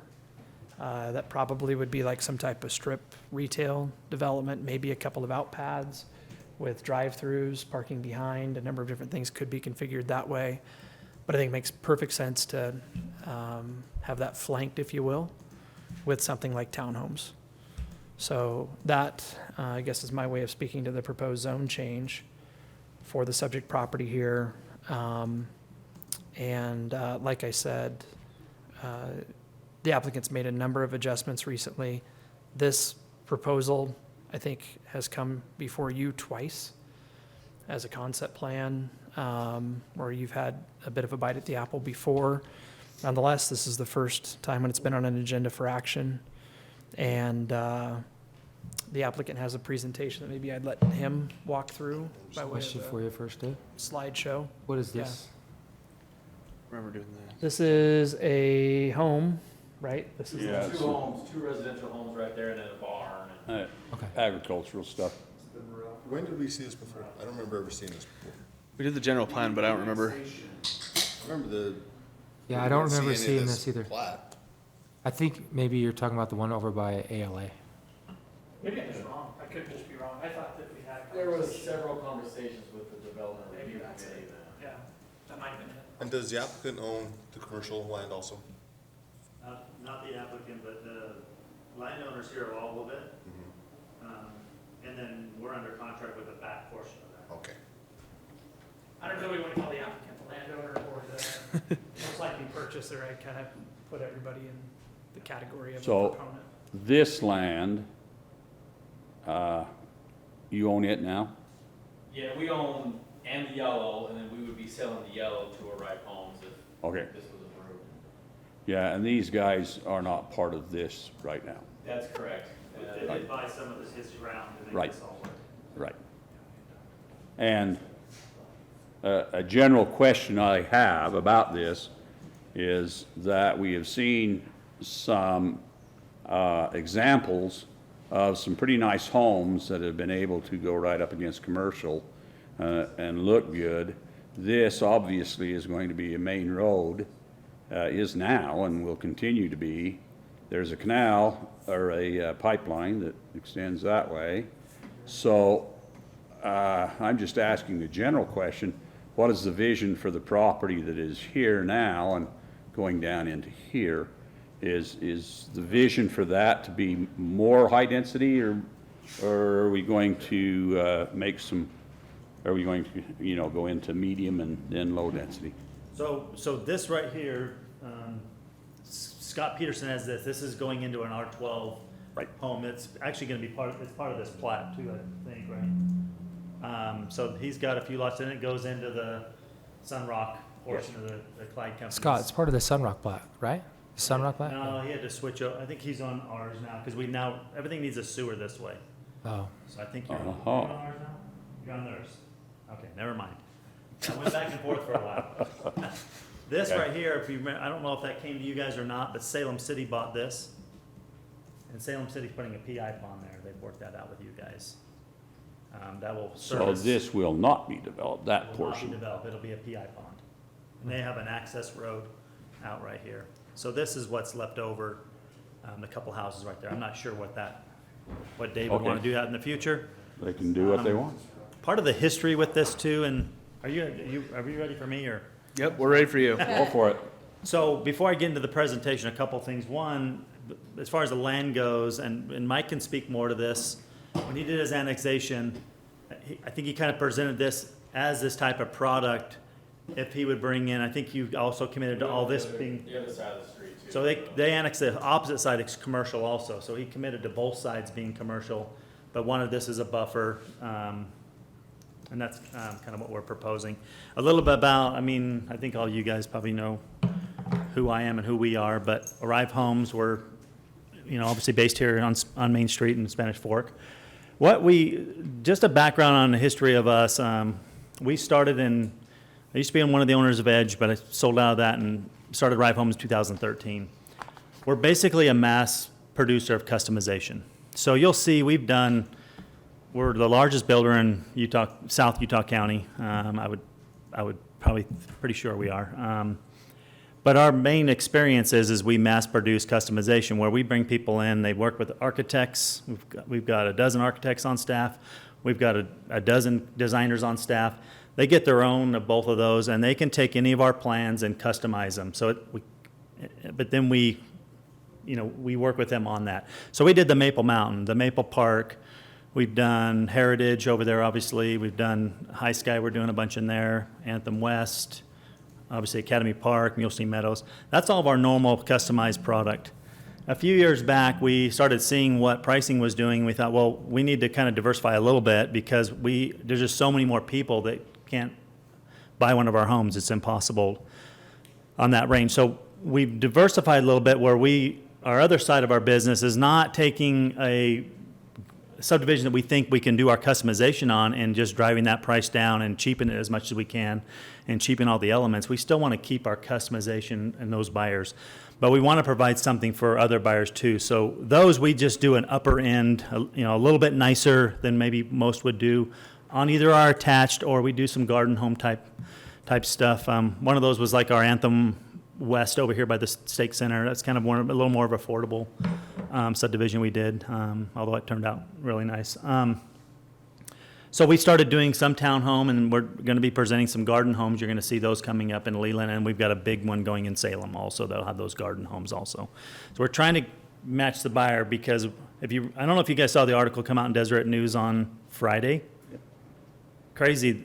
That was a crazy story of, and basically, if you haven't seen it, you should look it up. It was a kid that works. He's trying to get into a house. His rent keeps going up. It keeps pricing him out, right? And so he's working 2 jobs. One, he starts at a cabinet company at 7 a.m., leaves there at 4, goes straight to Macy's, works there till 11 o'clock at night, and then works there on the weekends, comes home and sleeps. That's it.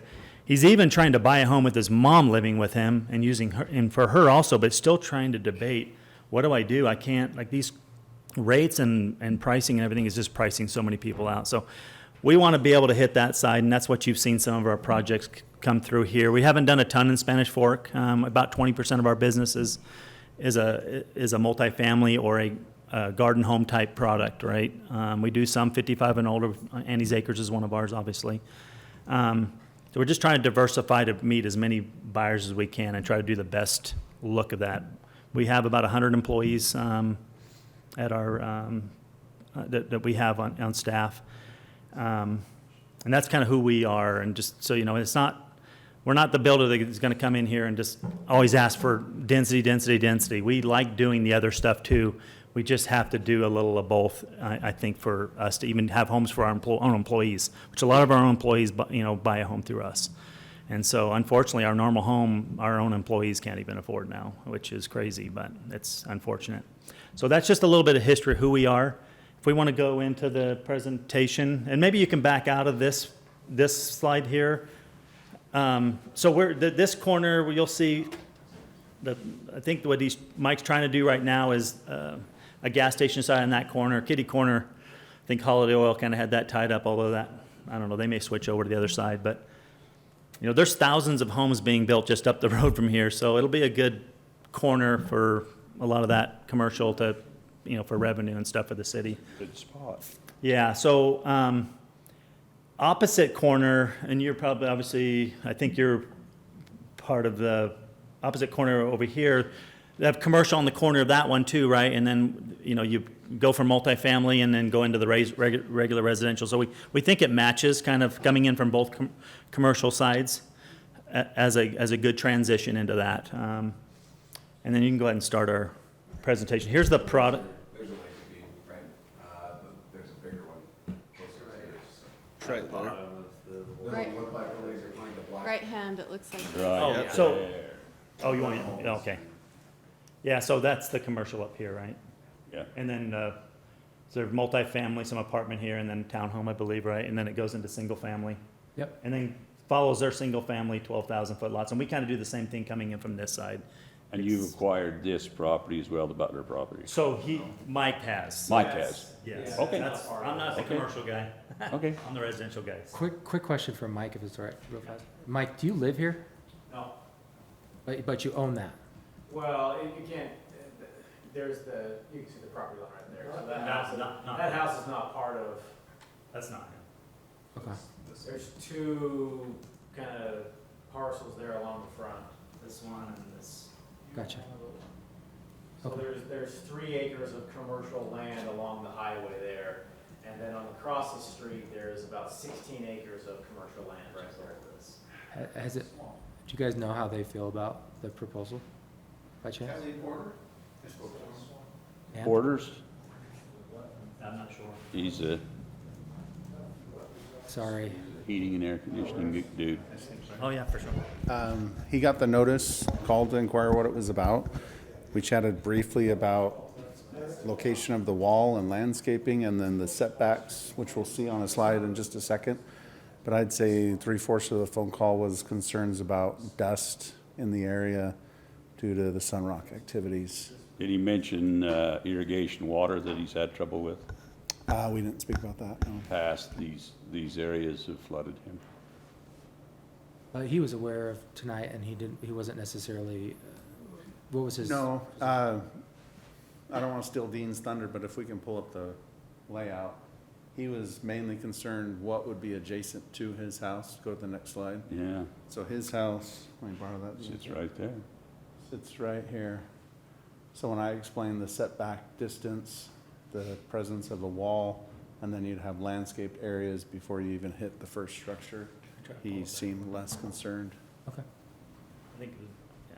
He's having to deal with all the He's sunrock dust retired. right now. Thanks for letting him answer that, Dean. Appreciate it. Okay. So who's controlling it? You controlling that? Yeah. If you stand between you and me, it'll work, but the microphone's up there, so. I'm gonna be right here. So that's the layout, and maybe we can go back if we need to, but let's just go through the presentation real quick. You can kind of see our product. We are having a grand opening on our Del Monte project on Saturday. We have a model home there, the food trucks and everything, and that's the same product as this. So, Oh, so this is the same product? same as the Del Monte, yep. Okay, So we've been through that a time or two. Yeah, that was a fun one, huh? turn around, let's see the arrows in your back. I know, tell me about it. I passed it every It day. was the only time I've ever, like, told in a city meeting that I wish I died or something. Mike, right? Didn't that happen? Oh, I tried hard on that. I met so many times and I gave it my all, but it's hard. Change is hard. I get that. So this would be like the commercial gas station site. Now, this is a clip art from our guy. This is not anything that Mike's representing. We just thought it'd be good to see the orientation of all of it. It's very good. You can go to the next, and that's, yeah, that may not work. So, well, go ahead. Oh, sorry, go ahead. These are gonna be single-family homes? Yes, that's Scott's, That's the idea. yeah. And then above him, above that is all the Clyde companies. Very And good. that's not part of your application tonight. No, Just the town. it went back and forth, and we wanted to include it here to see, you can kind of see what would What be the goes first on. homes that come through there. And so this is kind of a fly-through. This is starting on Woodland, kind of the Woodland Hills Drive Mill Road. And then it'll go into the subdivision, the gas station on the right. And then these are our, like I said, these are our same Del Monte units.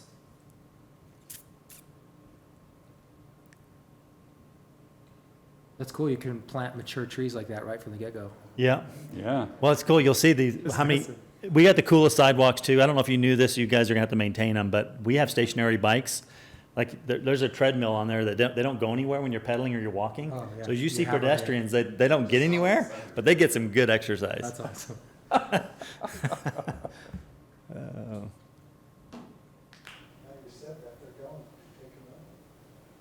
so, It's too hot outside, man. so these would have the same floor plan and Exactly. basically the same outside look as well? Uh-huh. I see the browse and Yep. different things. Recognize that from the, what you've seen over there.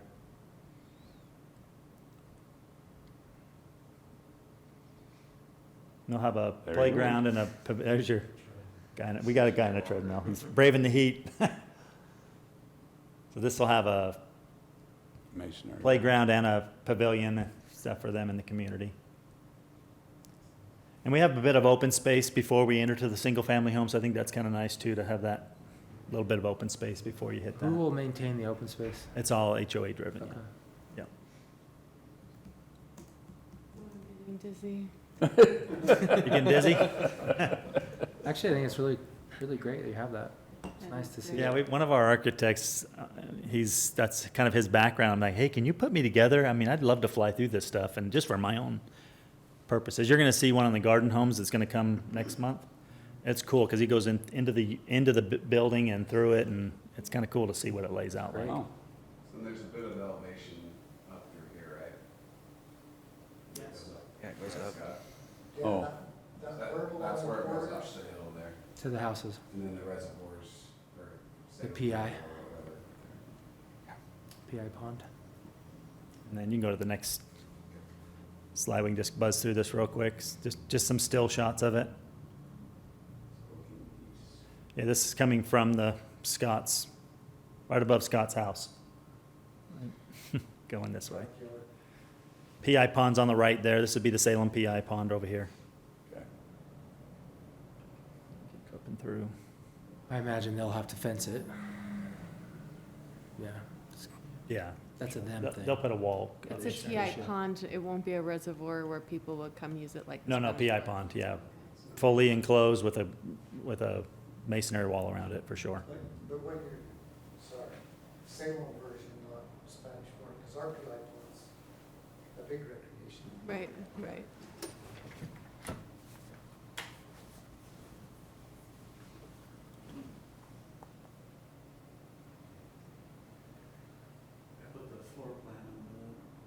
Is it?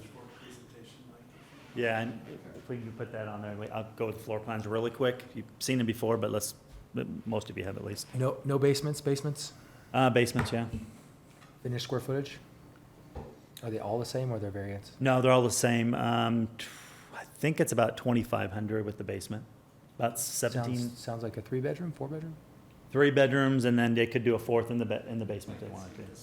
Do these have the 2.5 car garages like the Good ones? memory. Yeah. Yeah, so that's one of the things we like to do. And you'll see that, the cool thing on the garden homes we're doing too, we're doing a 3-car shotgun on all those, plus an extra stall, because we realize our goal is for nobody to park outside in the driveway. Even though you have parking in your driveway, we'd rather them have room for their four-wheeler bikes.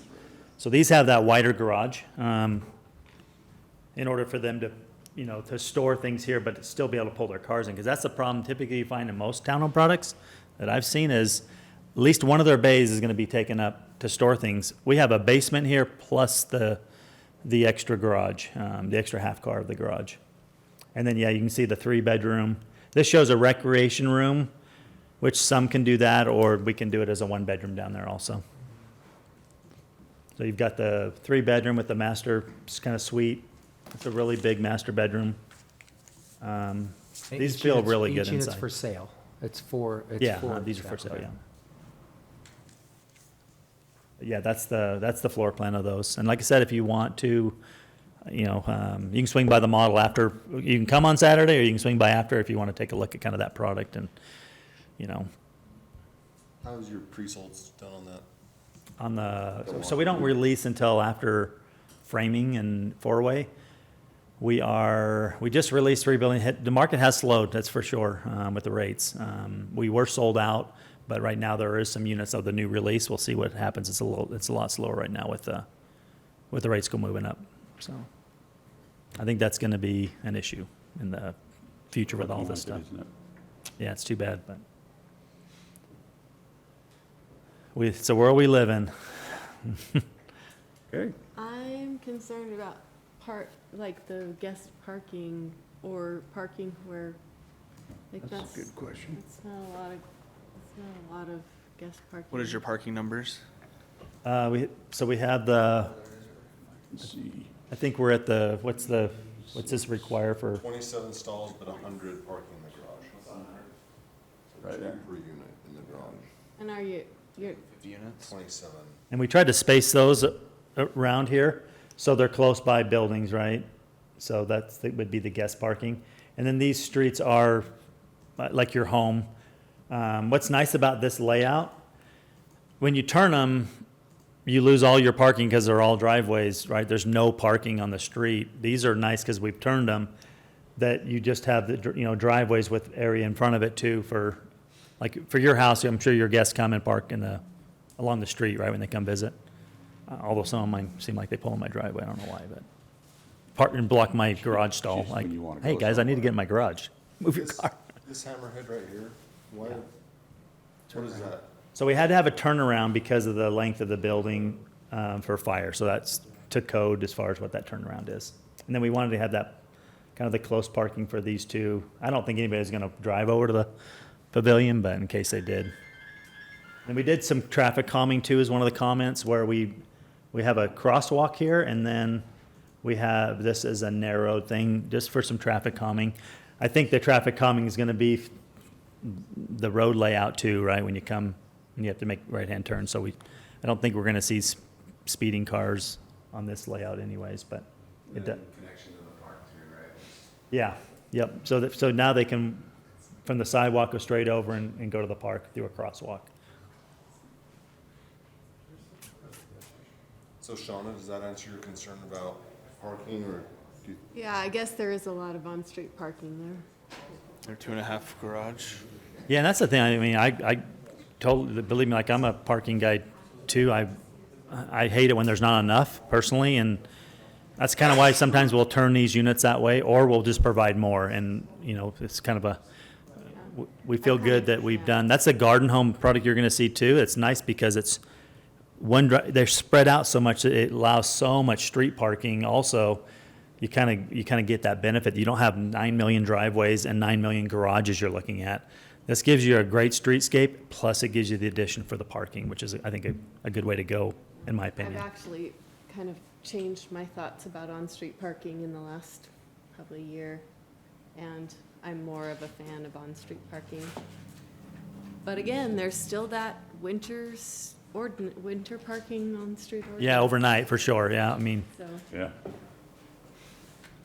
But, You come on, touch, this will be a curve here, and then talking about how this will play into the townhomes. Like this, the idea this will connect through. To the commercial. it won't go through to the highway, because they don't want can't that. do that. but it would go It'll through dive to into the retail? commercial. It'll go into the retail, yeah. I You guess, do I don't know- know, that's for you guys, I mean, honestly, that's a site plan that'll come Yeah. later on, that you guys are gonna have to approve all that and vet it, and I'm not a pro in that area. Do you plan that this would be done in phases as well, like most? I would think so. I mean, Del Monte, we phase it, we phase every building a different phase. We typically, I think when we develop it, we'll develop it all at the same time. But the reason why we phase it is that we can just do the landscaping per building, because they're too tight to try to, if you go do landscaping in other areas, our subs just destroy it, and we don't want to put it in 4 more times. So it'll be phased by buildings, but the development, my guess is we'll put the whole development in, the road in all at once. It's not big enough not to do that. So that'll get the connection which will be good. I think this is it gives another outlet for, I don't know how big that one is. How big is, what's the name of Sunrocks? How big is that? 180 is what it ended up. I180? think so. So to have another way out, I think another exit there is probably a good thing, right? Will that feed into the Sunrock development? Uh-huh. Yeah. Yeah, that road will go through. And Scott, you have your own area this'll feed into. Yours is part of the Sunrock development? Yeah, there's just a little piece of land over there that'll be 7 lots that'll go in. Yeah, right. So that'll feed up to Del Monte, That dog leg. Dean, Yeah, Scott, yeah? it comes in right across from Fritz, Sky Meadows. Yeah, Sky Meadows. Yeah, Yeah. it'll Yeah. cut right in that intersection. Cool, that's good. Better to have more connectivity, for sure. Yeah.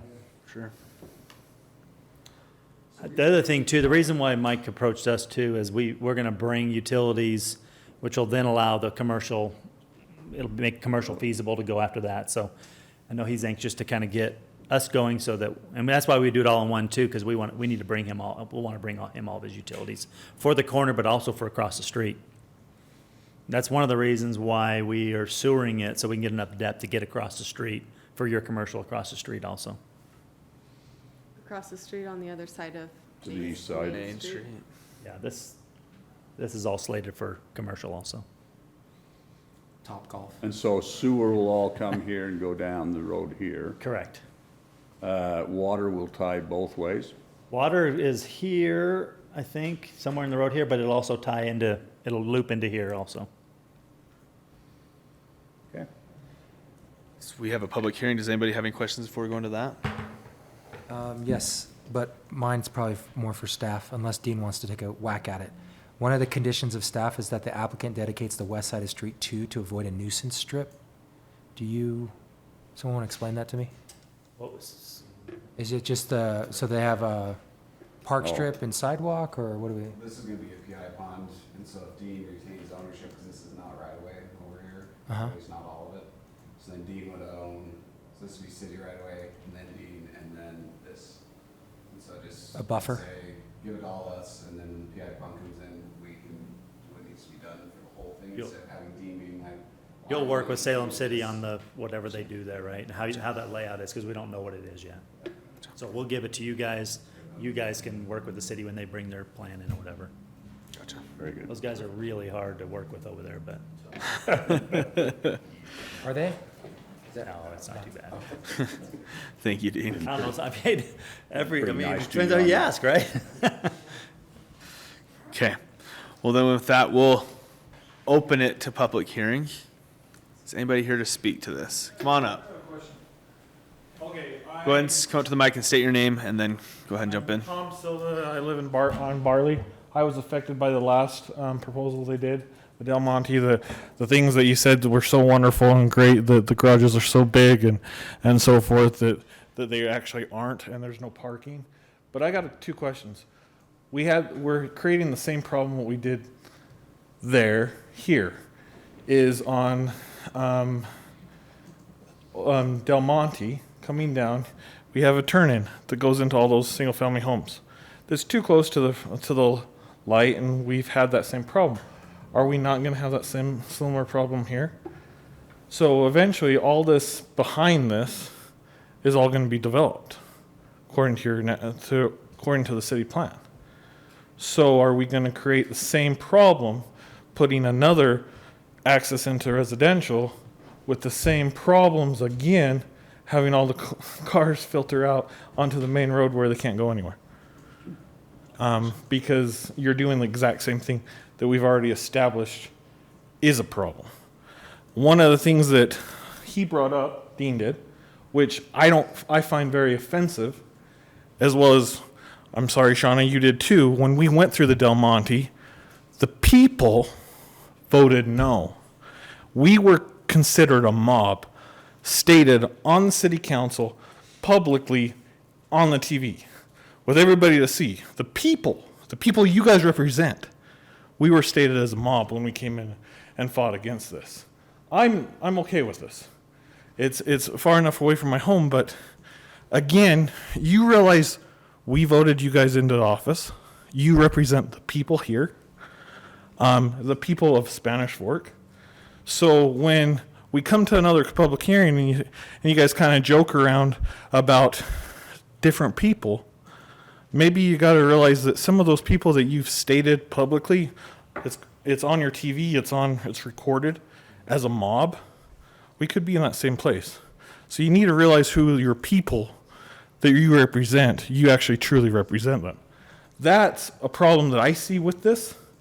The other thing is I know Dean says his product's so wonderful. It's really just what everybody else is doing too.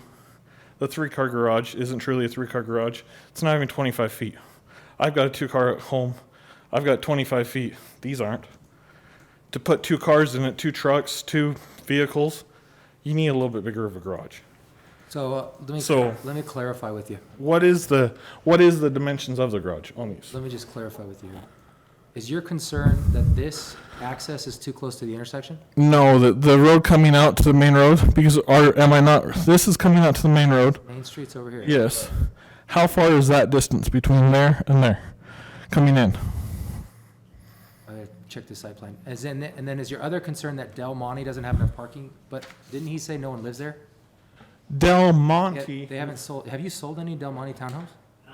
Yeah, we sold them. The first building's closed this past week. Are there any C of Os? Has anyone moved I in? think there's Not yet. I don't think anybody's moved in. Nobody's moving. So how can we be, are you sure there's not enough parking? There- No one lives there yet? Wait till they come. Okay.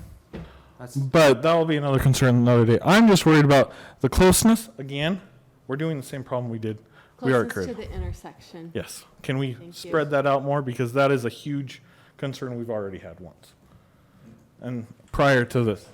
let's do, let's We'll- do public hearing. Let's do public hearing and then we'll let people, Yeah. we'll answer all questions. And that's all I got. Okay, thank you. Thank you. Point of clarification, we're appointed, the commission's appointed, we do represent you, but we are appointed, not voted. That's why you say over a public Anyway, show, a public TV, where you represent us really well. we're trying. I'm just a little bugged right now. Can you say your name again? My name's Dan Davis. When Tom was talking, Anna back there was scoffing. And I thought that was despicable. He doesn't know that, maybe he doesn't realize you guys aren't elected. You aren't the city council, right? Do you guys get elected? Because I'm not sure. No, we're appointed. Oh, you're appointed, okay. So when he was saying that he made that mistake, there was some eye rolling and laughing and looking sideways going on. That doesn't mesh well with we the people. So I just want to say that for public record. Secondly, if this is going to be like Del Monte's conditions of, I think, ownership were 15% rental maximum. What are the conditions here? What's the ratio here? All rental? We'll have them answer the question. We'll ask that question after we get our Okay. public hearing and make sure it's answered for you. I think that's reasonable because during the Del Monte issue, the issues were that most people in Old Mill, who were being used as a focal point to draw people in for the Del Monte project because they're nice houses, and why not live next to a nice subdivision with something that isn't necessarily equal. But 15% rental should be maximum, absolutely. Otherwise, the echoes come up from all those Old Mill ownership owners that said they moved out of townhomes to get away from the rentals because of investment properties and garbage and HOA, people didn't observe the HOA stipulations, etc. So I want to say that. It's funny because I'm in agreement with Dean. Things are too expensive these days. And you have to ask yourself, what's driving the expense and how do my kids ever have a house? 2 months ago, the average house was, the average income required to own a house was $101,000. And I don't know how many people make that. I'm thinking plenty of people make it, but plenty don't. But they say the best thing for high prices is high prices. So when the high prices get too high, things have to descend. You have demand destruction taking place, and you're seeing that right now. 2 weeks ago, oil was at 120 a barrel. Today it's at 98. I don't know why, but you're seeing that happen right now. So I just want to say that about the 15%. Just don't stuff it in. Don't pack them and stack them. During World War II, people needed a victory garden. Do you get a victory garden with these kinds of buildings? And why did they need a victory garden? Because the supply side on the food was a lot less. And who doesn't think we're heading towards international trouble? So I just want to say that. Stan? Anyone else? Come on up. So you see me sitting in the back row all the time, so. I got a letter for Scott, this go ahead. from Scott. Scott Peterson, I know. 463 West Quail Run Road, so. Well, I guess first I'm gonna say, I don't always agree with you guys, but I certainly don't disagree enough to want to do your job, so. I appreciate what you're doing. I know it's not your job to shut the door on development. It's your job to manage it and do it well, and I work in a lot of cities all over the place, and there's mismanagement, but it's not here, so thanks. I'm a resident, and I appreciate that. So just a couple things. I live right there, right? And you can discount what I'm going to say because I'm the engineer, and I've made exorbitant fees off Dean for this project, and so wait that. Did that get on recording? Yeah, right? Yeah, this is So recorded. we'll have to talk about that Talk Monday. about that. So, and then I've got more land than I want to take care and mow, and I'm going to put some lots in it. So you can discount that too. But I think a monolithic neighborhood can become toxic. And I think that I couldn't have afforded to live in a townhome that nice for probably my first 3 homes weren't that nice. And I feel like I was an okay person. I was a renter, and I feel like I made good okay. And anyway, you see what I'm saying. There's two sides. Some of the best friends I had as a young father were the older people in my neighborhood that helped me raise my kids and taught me a lot of life lessons. So I think the mix is good. And like I said, I've got horses. I've got 3 acres there. I'll put up a fence and try to be a good neighbor. And I know that things may not go well with horses next to houses, and I'll deal with that. But I think we'll find good people in there, whether they're renting or not, and welcome the mix of use and ownership and ages and all that. So, thanks. Scott.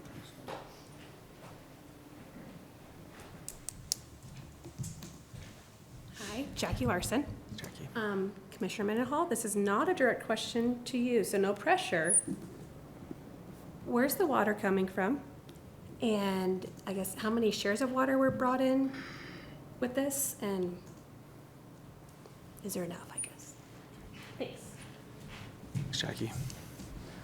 Any other questions? Seeing none, we'll go out of public hearing. All right, let's start with, we'll start at the end and we'll work backwards. Jackie asked where the water's coming from. Does anyone want to speak to that?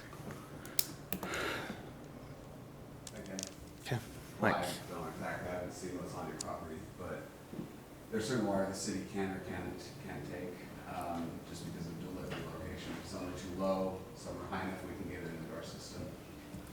And, and so depending on what shares are attached or with the property, we'll say either they give us the shares, and then instead of the water irrigating the ground, it then goes into the homes through our drinking water or pressurized irrigation pipes. If they don't have enough, the city has purchased enough. We have a bank of water of sorts that we are currently paying off, and they can then have an option of buying into that as well. So one of those 2 options, that's what every subdivision has to do. And the second phase of that question was, is there enough? Do we have enough water in the city? I know we've talked about this a lot in the last couple of years, but can you walk through that? Well, if the reservoirs are empty, no one has water. But as far as our growth patterns and our projected growth, we have 40 years worth of water rights worth of growth saved up and purchased.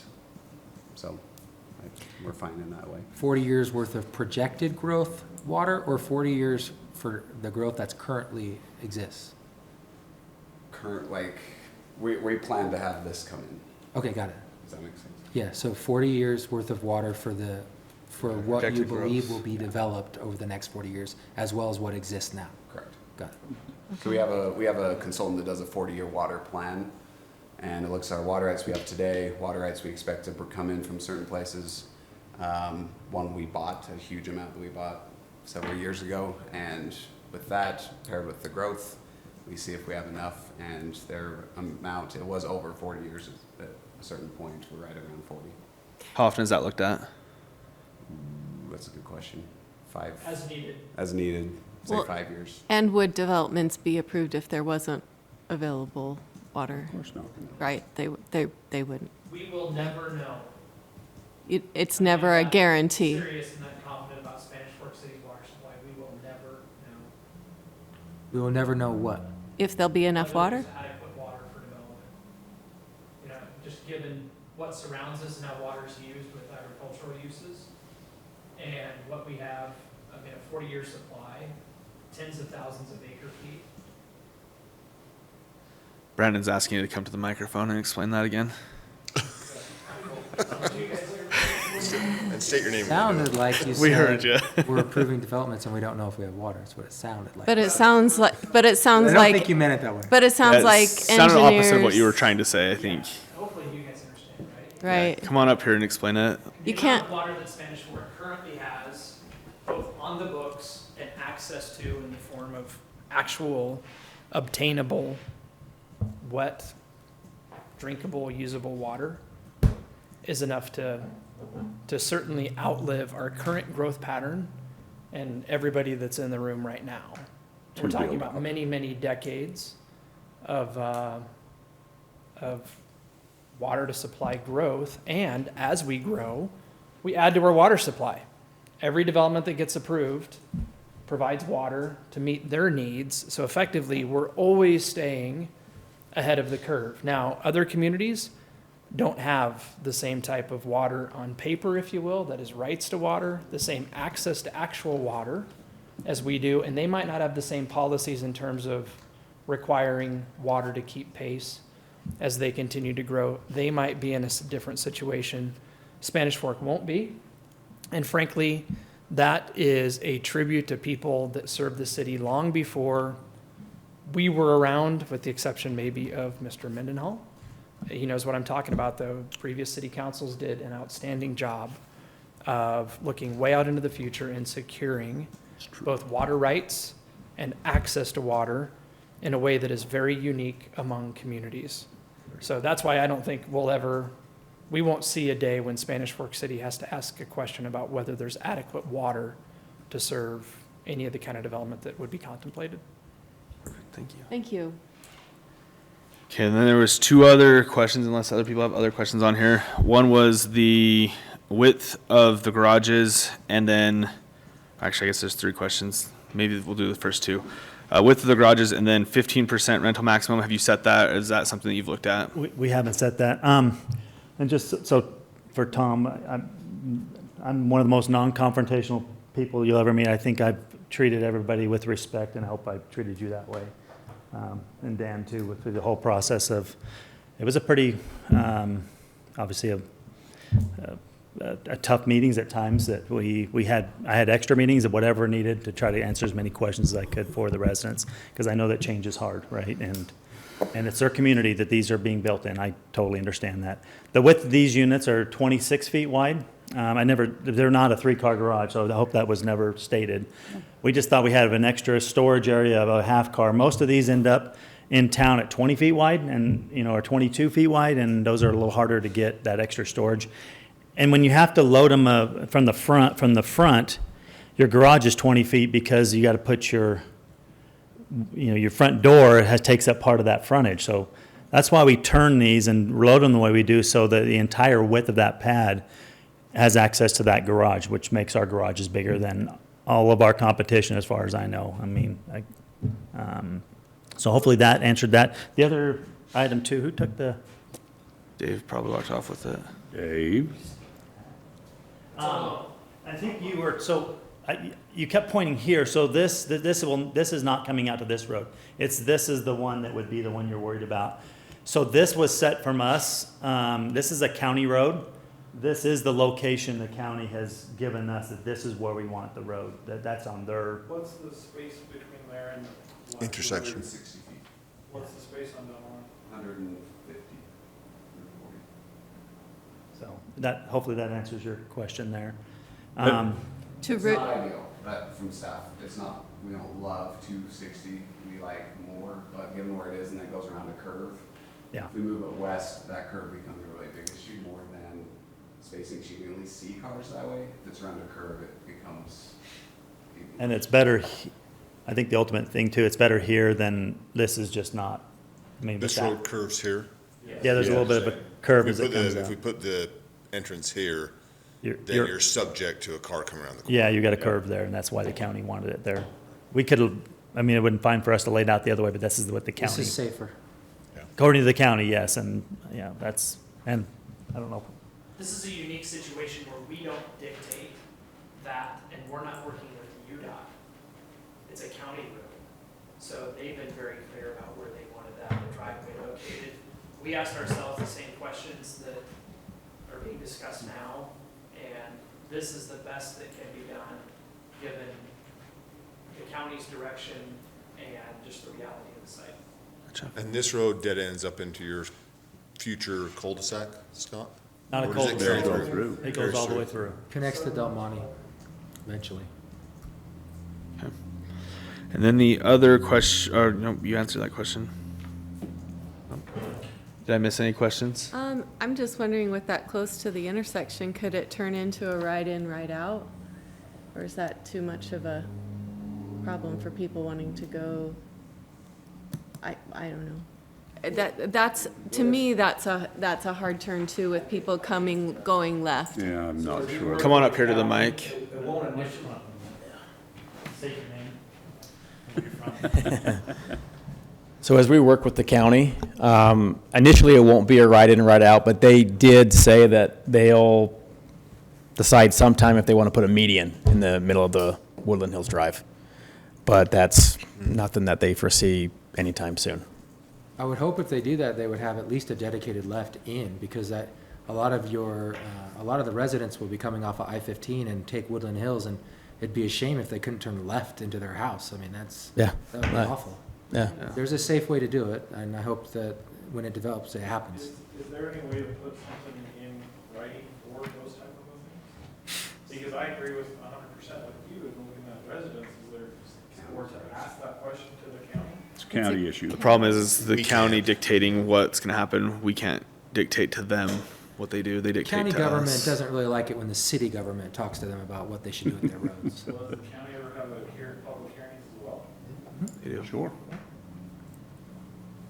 I think another thing is that the traffic pattern as it comes here may be different. The traffic over on Del Monte, you've got a huge number of people that live down off of that road. And a lot of, the traffic pattern there may be different than these because there is another way out. Plus, the light that's right here on Main Street will dictate how much traffic is going west. Is it not the same thing we have on the other one? We have a light on one street, we have the road out by the school on the other side of the street. We have 2 ways in and 2 ways out. But we still have the same problem that he just mentioned, is people come in from I-15, come on the main roads, will come turn right there and try to come into their home. But a large part of the problem there has to do with ALA and the school there. And your main problems come that you're trying to go to work at the same time the kids are coming to school, right?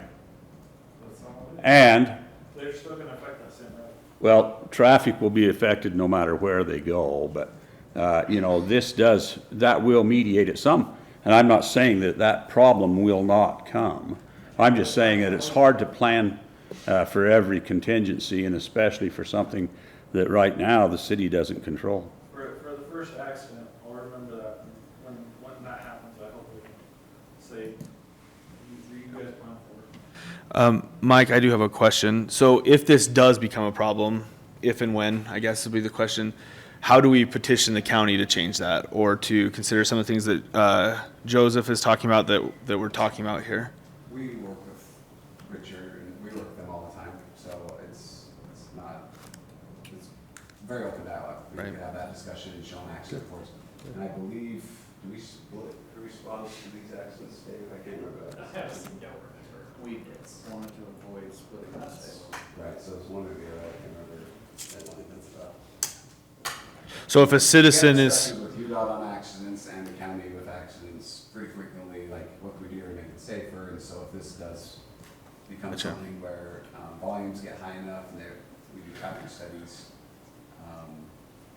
to see when it warrants it. It's pretty typical. Gotcha. Well, and Tom does bring up a very good point, in that this isn't the only corner that's going to be involved. Eventually, Salem's going to ask to do the same thing on the other two corners. You've got the commercial property on the east side as well. So, it will become more and more congested there with the homes that are going in Salem. Southeast Salem or northeast Salem is going to have a lot of homes there that are going to be on this road a lot. So, Tom, you're right. There's going to be some issues there. It's just that we're going to have to do the best we can there and adjust as it's needed. But And it before may it's be needed approved, is now. there any better configuration, any way to avoid a difficulty? As long as the county is the one that has, that is saying where the road goes and what kind of structure is built there. Well, with the number of Not how units, much. with the number of units that are proposed now, I don't see it currently as a huge risk. However, as the development expands, the county or city will require additional connections and potentially lighted additional connections that may even poke through to up the hill from them. But there'll be additional connections depending on the number of units. So it'll always get redesigned, developed. Traffic engineers will always be involved. I think everyone's trying to do the best they can, but with the number of units now, it doesn't seem like, to me, a big issue. Cost to the city is, as the developers hand off infrastructure to the city, and then the city has to maintain it. These sugar highs, they end up being a high cost on the taxpayer down the road.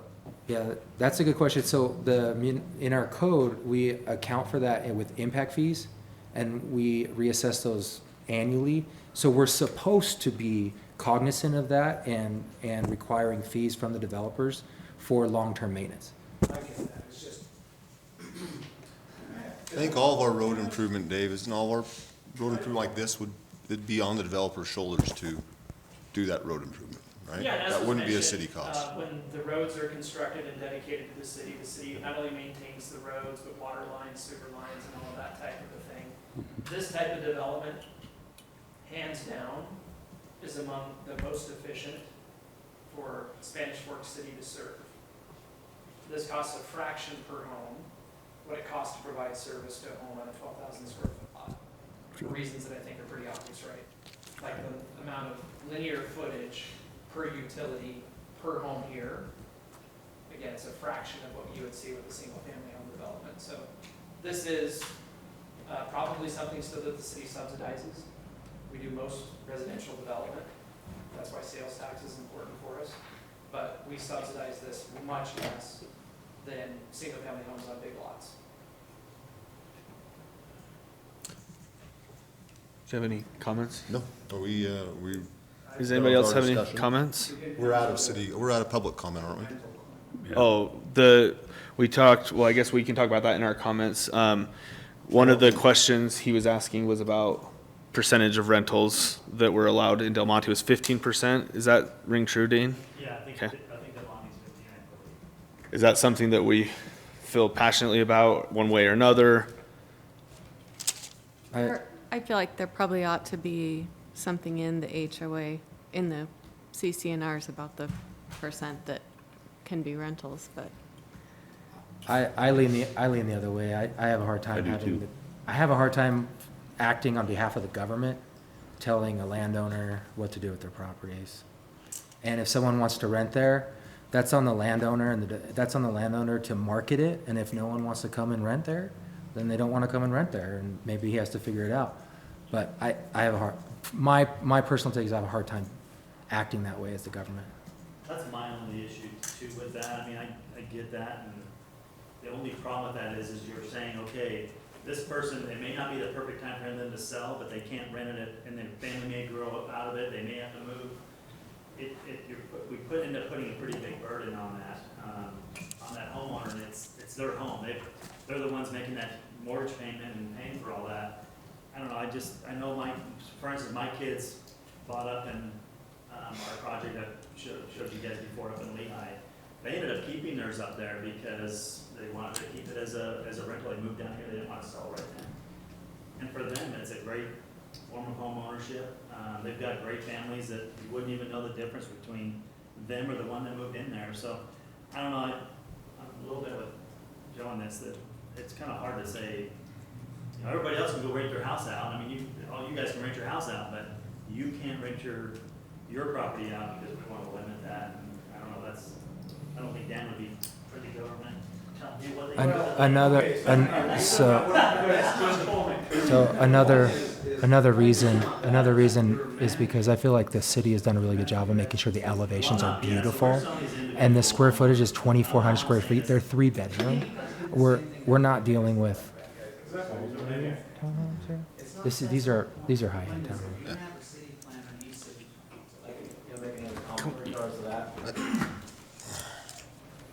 So, for a full-time job, I work at a bank, and in regards to financing projects like this, the market will dictate when there's apartments and condos, a certain percentage of rentals, but on townhomes, they don't, which is probably, in my opinion, a good indication that there shouldn't be, restrictions placed on number of rentals in a townhome project, because anyone can get a loan on it compared to on a condo project. They already dictate that, kind of the market sets that. So that's just my opinion, and should be what should be considered on something like this. Mr. Chairman, I'm ready to make a motion if we're done with our discussion. Any other discussion items? I move that the Jupiter Ridge preliminary plat and zone change be recommended for approval based on the staff's finding and conditions. Second. Okay, we got a motion and a second. All in favor? Aye. Any opposed? That passes. That will go to city council this next week, or is it going to be in August? Next week, next Tuesday. So there'll be another public hearing with that. All right. With that, we will go to reimbursable projects. I'm using yours because I don't know where I put my paper. You're good. Just leave it. Okay.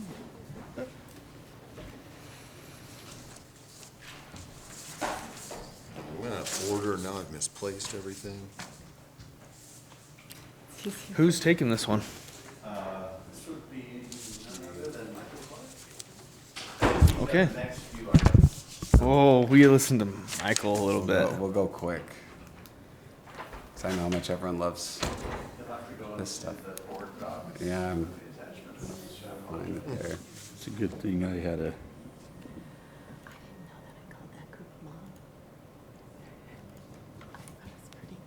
almost there. Oh. I'll tell you a little story. Getting close to making an ass of myself right there. Which isn't unusual.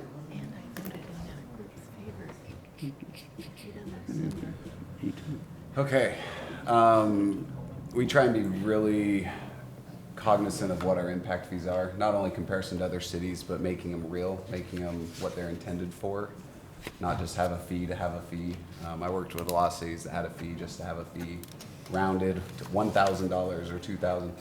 So we have a 100-plus page document that goes through every project we've done, projects we're intending to do, all related to capacity, all related to growth. And then we have to carefully consider what projects will we reimburse and how much is actually attributable to growth. So every project has so much related to growth that's important to be able to define. So people like Dean, when they widen a big road, know how much they're going to get back, and that has really good reason why. So as we've worked with developer after developer in many situations, this has come before you guys before in different ways, different additions, different tweaks. In some ways, we were collecting too much money, and maybe not as much should be attributable to growth. Maybe the city should pay for some of that. In some instances, we weren't collecting enough, and more of it was actually growth related. And anyway, so here's just two instances where we're refining that gauge. So before we had all 600 amp, which is kind of, if you think of it, a trunk line, big line for power. Before we reimburse them 100%, so this would change them to be well, it was already 28%. But it would just say 600 amp electric lines are 28% reimbursable from impact fees. Streetlights are needed on every street. They're not a growth-related item. You need lights on roads. Whether the road is 60 feet wide or 200 feet wide, you have to have streetlights. We didn't feel like that was attributable to growth. And then the last one is we had intersections 100% reimbursed. We had several traffic engineers that weighed in on it. Asked an attorney or two what their thoughts were. And this one they felt would be more fair. So you'd only pay, the developer would pay as if they built a residential road with a residential road. They'd pay that amount as if they developed, they would just pay that amount. Anything bigger than that, we would pay them back with impact fees. So instead of us paying all of it, we would pay the upsized portion, just like we do on all the other roads. Gotcha. Before we said, we'll pay you even the local base size, which wasn't feasible. We can't collect that much. We didn't feel like it was fair for businesses to pay for a residential base size. So this would lower that impact fee reimbursable amount that we'd have to collect. If that makes sense? Yep. So before it was fully reimbursable, you've crossed that out and now it's 28. You said it was always 28. That was the 600 amp electrical lines. This intersection is just the street. I understand that. I'm sorry. the one previously. Okay, yes. Okay. And streetlights, we're just not, they gotta put them in, we're not reimbursing anything. Correct. Streetlights not reimbursed, 600 amp only 28%. Good. Any other questions? Makes sense. Okay, this is a public hearing. Going to public hearing. Okay, seeing none, we'll go out of public hearing. Any comments, or I would entertain a motion? I move that we approve the reimbursable projects, intersection basic 10.5 revision. Okay, we got a motion for recommendation Second. and a second. All in favor? Aye. Any opposed? All right, general plan, public hearing, 2022 mid-year. So we're trying to do these every 6 months instead of very frequently, so I love these. these are so exciting, I know. I know I'm weird, but I love these. This one's really boring. We have a jurisdictions map that's part of our master plan, basically saying in the future, who's gonna maintain what? We have UDOT roads through the city, we have county roads around the outside of the city. When we're building out, who's gonna own and maintain it, so we can plan that way. So, this is I-15, sorry, my laser's not very bright. This is 4th North. Basically, it's just changing this one from green to red. Right there, and right there. Got it. It's very exciting. Totally. But it's an element of the general plan, so that just like we change a commercial, industrial stuff, this is part of that, so. Pretty small change there. Red or green is Spanish Fork? Maintaining. Red. Okay. Red Spanish. What road is that? It's a non-existing road. This Okay, is that's a planned road. It's not there yet. All this is around the commuter drives rail, there? future commuter rail. Okay. So we're anticipating UDOT taking Center Street that connects a UDOT interchange with a UDOT interchange. Sure. And then them having some sort of road through the commuter rail, Very good. so. I like as well that this road is coming down to 4th North from this road where we have all the industrial stuff here now. Not only is this road gonna go through, but this one will go through. And that could connect into all the stuff that's going north towards the airport, Correct. which is needed. So that'll be a great collector. If it needs it, Got rid of all the stop signs, why put a stoplight? I know. Just make it a freeway. Put walls in the front yard. Right in front of the high school. I know a few people down there, and I got a few phone calls. I hope so, I gave him your number. Did you? This is great. with a prefix Palmyra. It is a pretty interesting thing to have a diagonal railroad, a diagonal freeway, and then a grid system laid on top, so. it Then we start does doing all create this some fun. stuff, It confused me a lot when I first moved here. Yeah, but it's good. it's fun that way. Is this a public? So are we hearing, voting too? on this, or do we, or? It's not Public He's hearing. got more changes. More pages. It's exciting. There's two more, I know. Sunset Village was one that's behind Shopco, right here. Yeah. Having a trail between a huge embankment of the freeway and a fenced-off area for a subdivision didn't seem like a very safe corridor for Yeah. a trail. So we moved it to be on 900 South, going in front of Taco Bell, and then up Main Street. Super exciting, right? No, they're super For sure. exciting, If it has to do with the trail. Love but it's trails. good. Added a trail for connectivity here. This is Expressway Business Park. This is the Anella Townhomes. This is 1100 East or Maggie's Bend there. Oh, yeah. So have some Makes connectivity sense. there. This corner's developing right now. If you drive out there, it's Medical Plaza. Yeah. So it'll go in front of there. Yeah. And moving it from the south side to the north side. And adding a little bit for Joseph to put in over here quick quack. Anything we can add to Joseph's plate? We may, there's a roundabout here too. Joseph's gonna put in the Top Golf. Yes. Wait, we put a roundabout there? Yeah. Yeah. Yeah, we're doing that. Really nice one. Should I wait till after public hearing for the, I had a few edit requests for this. Sure. Okay, I'll just wait till after public hearing. That's the end of my Why don't we wait till after we presentation. adjourn?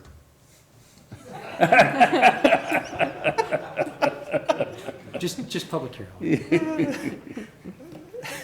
That's all. That's it. Okay, any questions?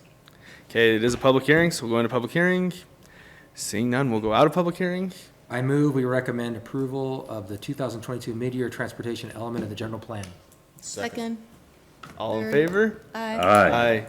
Any opposed? That passes. And then, last but not least, construction standards, This is everyone's- the 22.02. crowd favorite. Yay. Oh, yeah. I've been requested to not read any of them, all the way to read all of them. So what do you guys want? I have one edit. I've scanned him. Okay. I did too. I have one requested edit. What was your requested edit? On 4.39.20.030A4, I propose that you delete everything after sentence 1. What?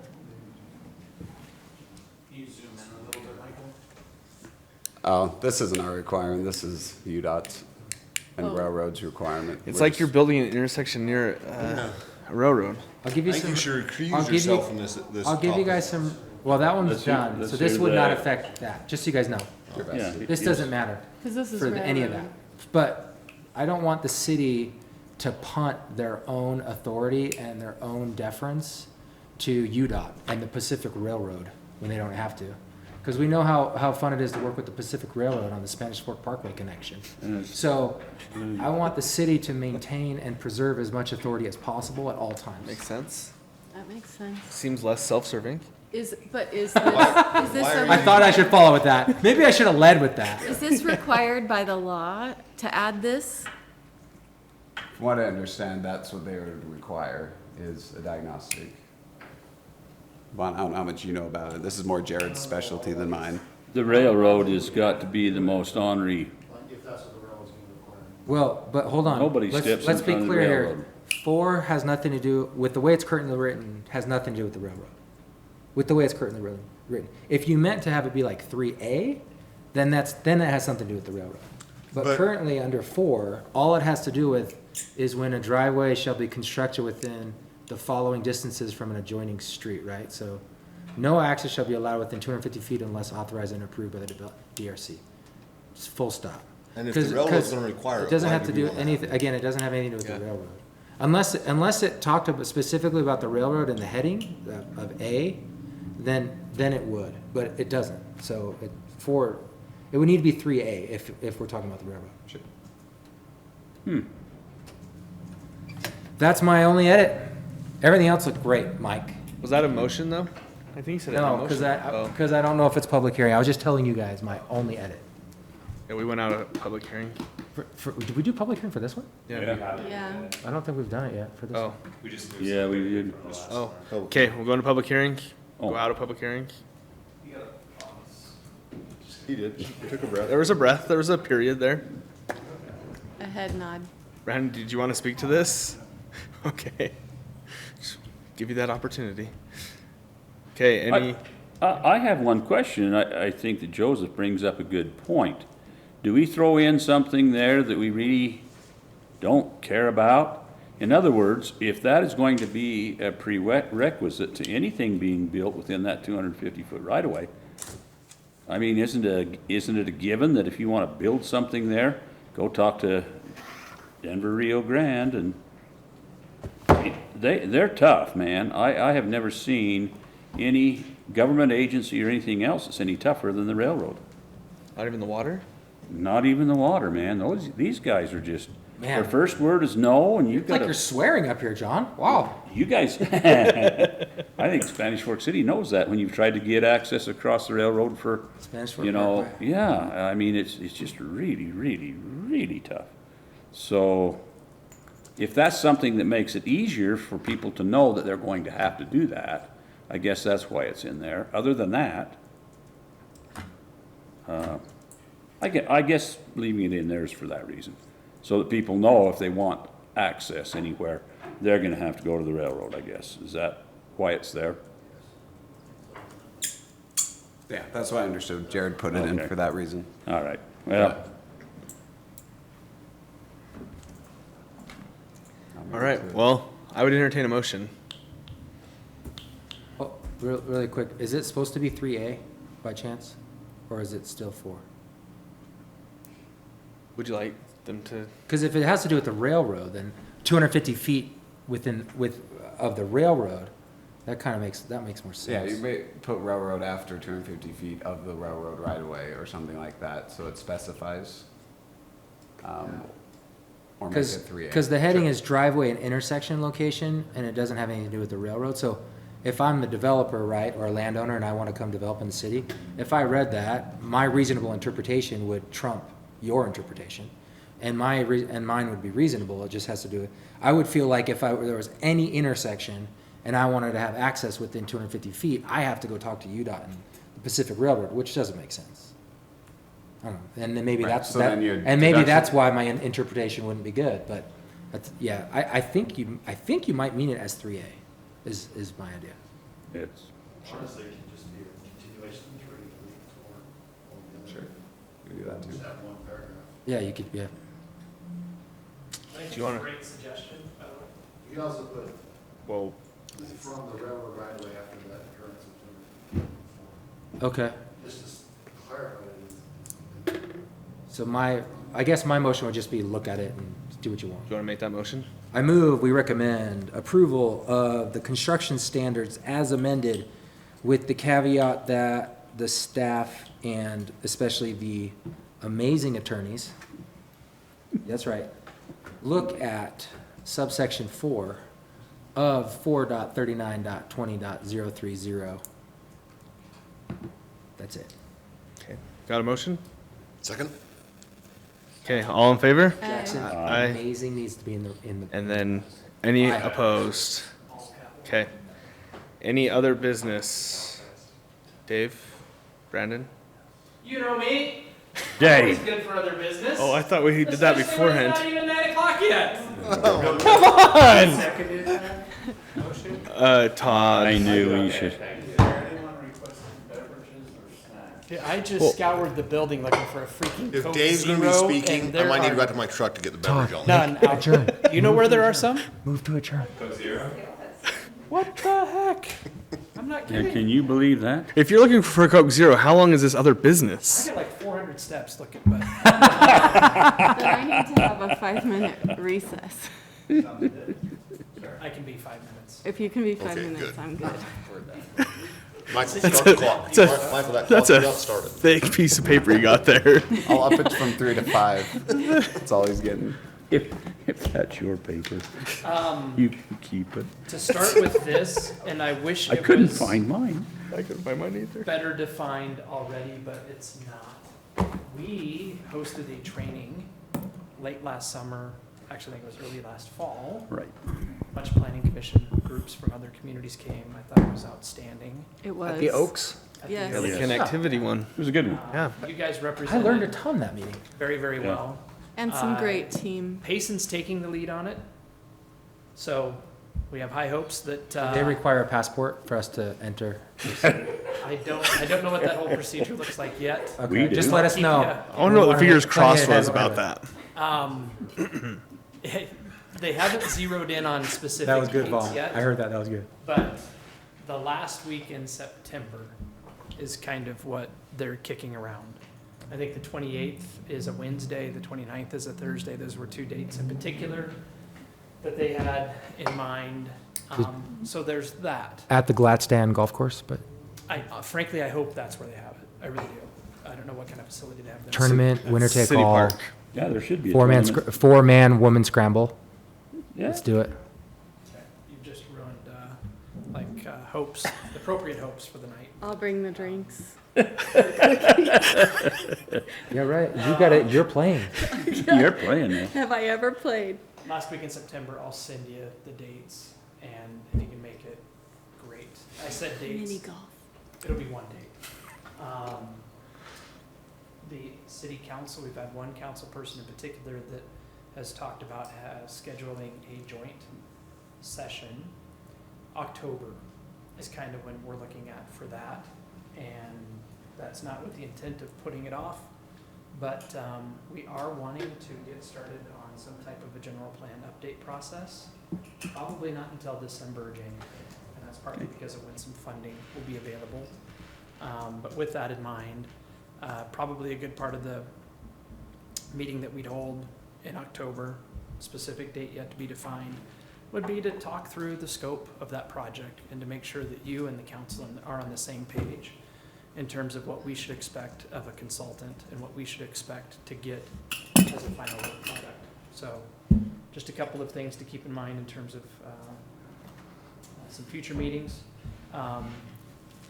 The only other thing that I have for tonight, other than to genuinely express my thanks to you guys for the service that you render as unelected, unpaid volunteers. Who didn't call anybody a mob, and I After. voted for him. Things were clearly Not. misunderstood, and I think that speaks to the level of care that some people sometimes put into the comments that they offer, in terms of making sure that they understand the venue and the audience and that type of thing. And as unfortunate as that is for them, I still appreciate what you guys do a lot, so thank you. Title V is where we have our signage requirements. Jackson. Because it's Title V, we don't hold public hearings when they get changed. And occasionally, we don't bring changes to you.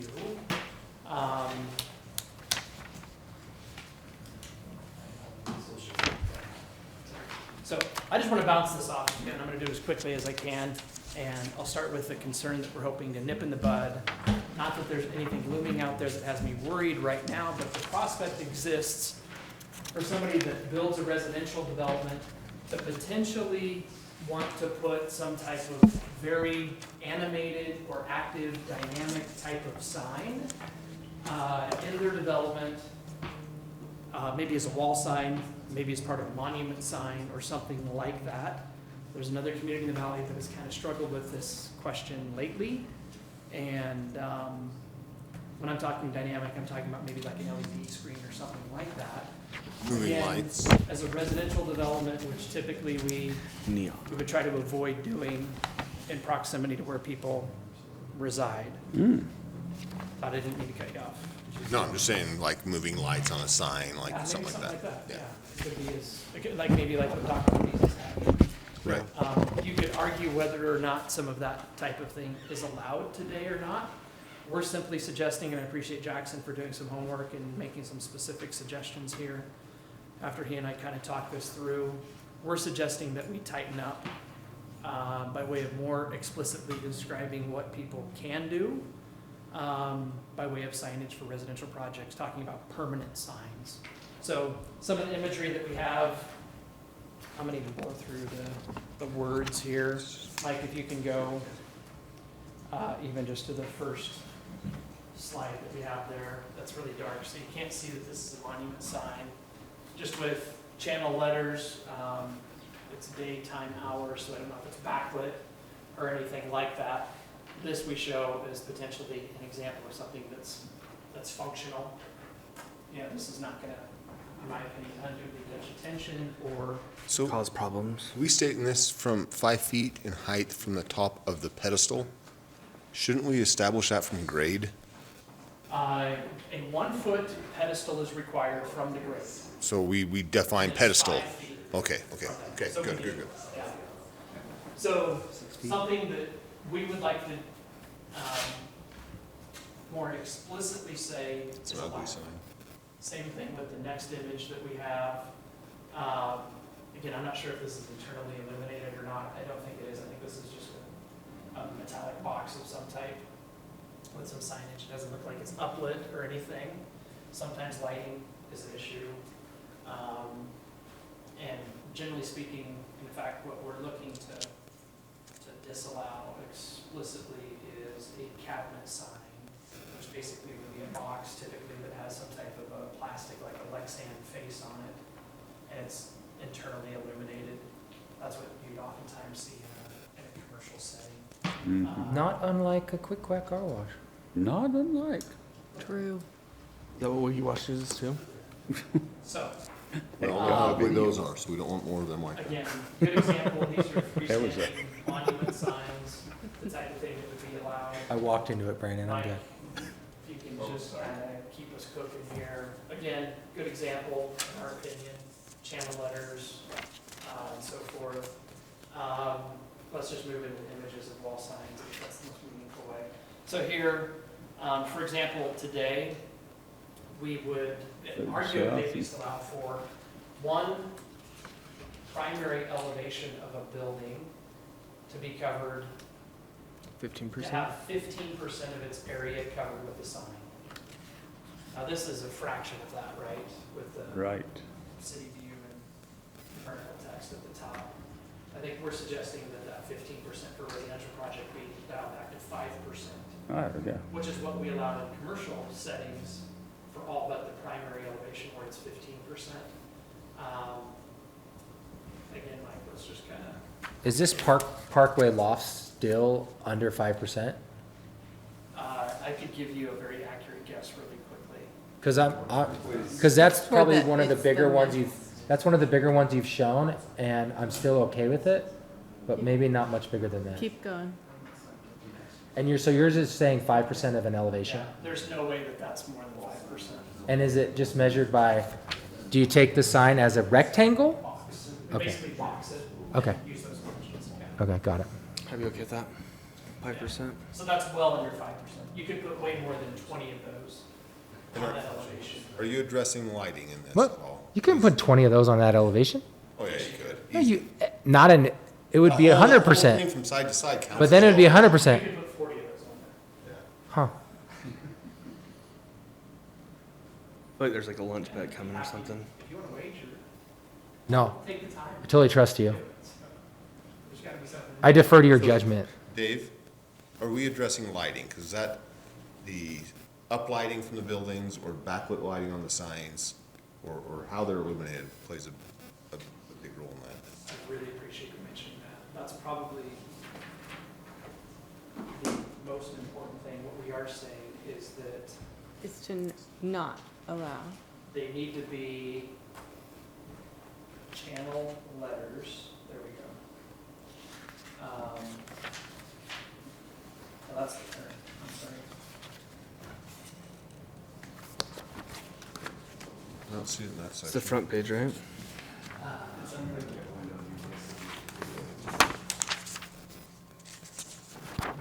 Okay. Jackson, there you did appreciate this, just as this last sentence, on the first page. We do recommend that, LED signs not be allowed. I would say cabinet signs as well, but if somebody wanted to do channel letters maybe, that are internally illuminated or backlit, which a channel letter is, look at one of the sign examples. Go right up. Yeah. Yeah. Like, so this, so if each one of those individual letters, let's say, was internally illuminated, in my opinion, that still is appropriate. Or if those were solid letters, let's say stamped out of aluminum, but there was lighting in the back that made them stand out at night, likewise, in my opinion, that's pretty benign. That's not Acceptable. obnoxious. But if that was in a cabinet where it was all just lit as a big band, or if it was an LED screen, or likewise it was all just lit as a Changes. big band, or if there was anything dynamic about the copy, to where it was changing, and that type of a thing, there's a place for that kind of sign, in my opinion. Not on a residential. So I guess we haven't really clearly defined that yet, but I think that's a really important thing to define, and that's the direction that I think we should go. I like it. So if we. I'd like to make a we're- motion. Oh, we're sorry, not- Todd, just go where ahead. Dynamic lights are in like this setting. Just info. Why don't we, why is there more? I was gonna requirements move we like recommend it. neighborhoods?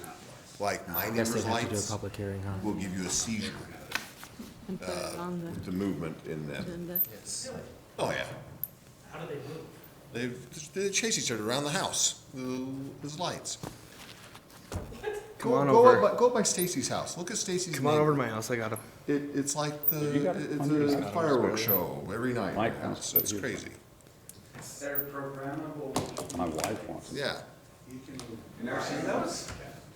Hey, if you can just follow me home, we'll just take a quick peek and give you a seizure. You can customize. Give him a seizure. Hi, dear. Look who followed me home. It's It's annoying. Dave. Oh. Okay. Okay. I move that we adjourn. Second. Aye. Aye. Aye.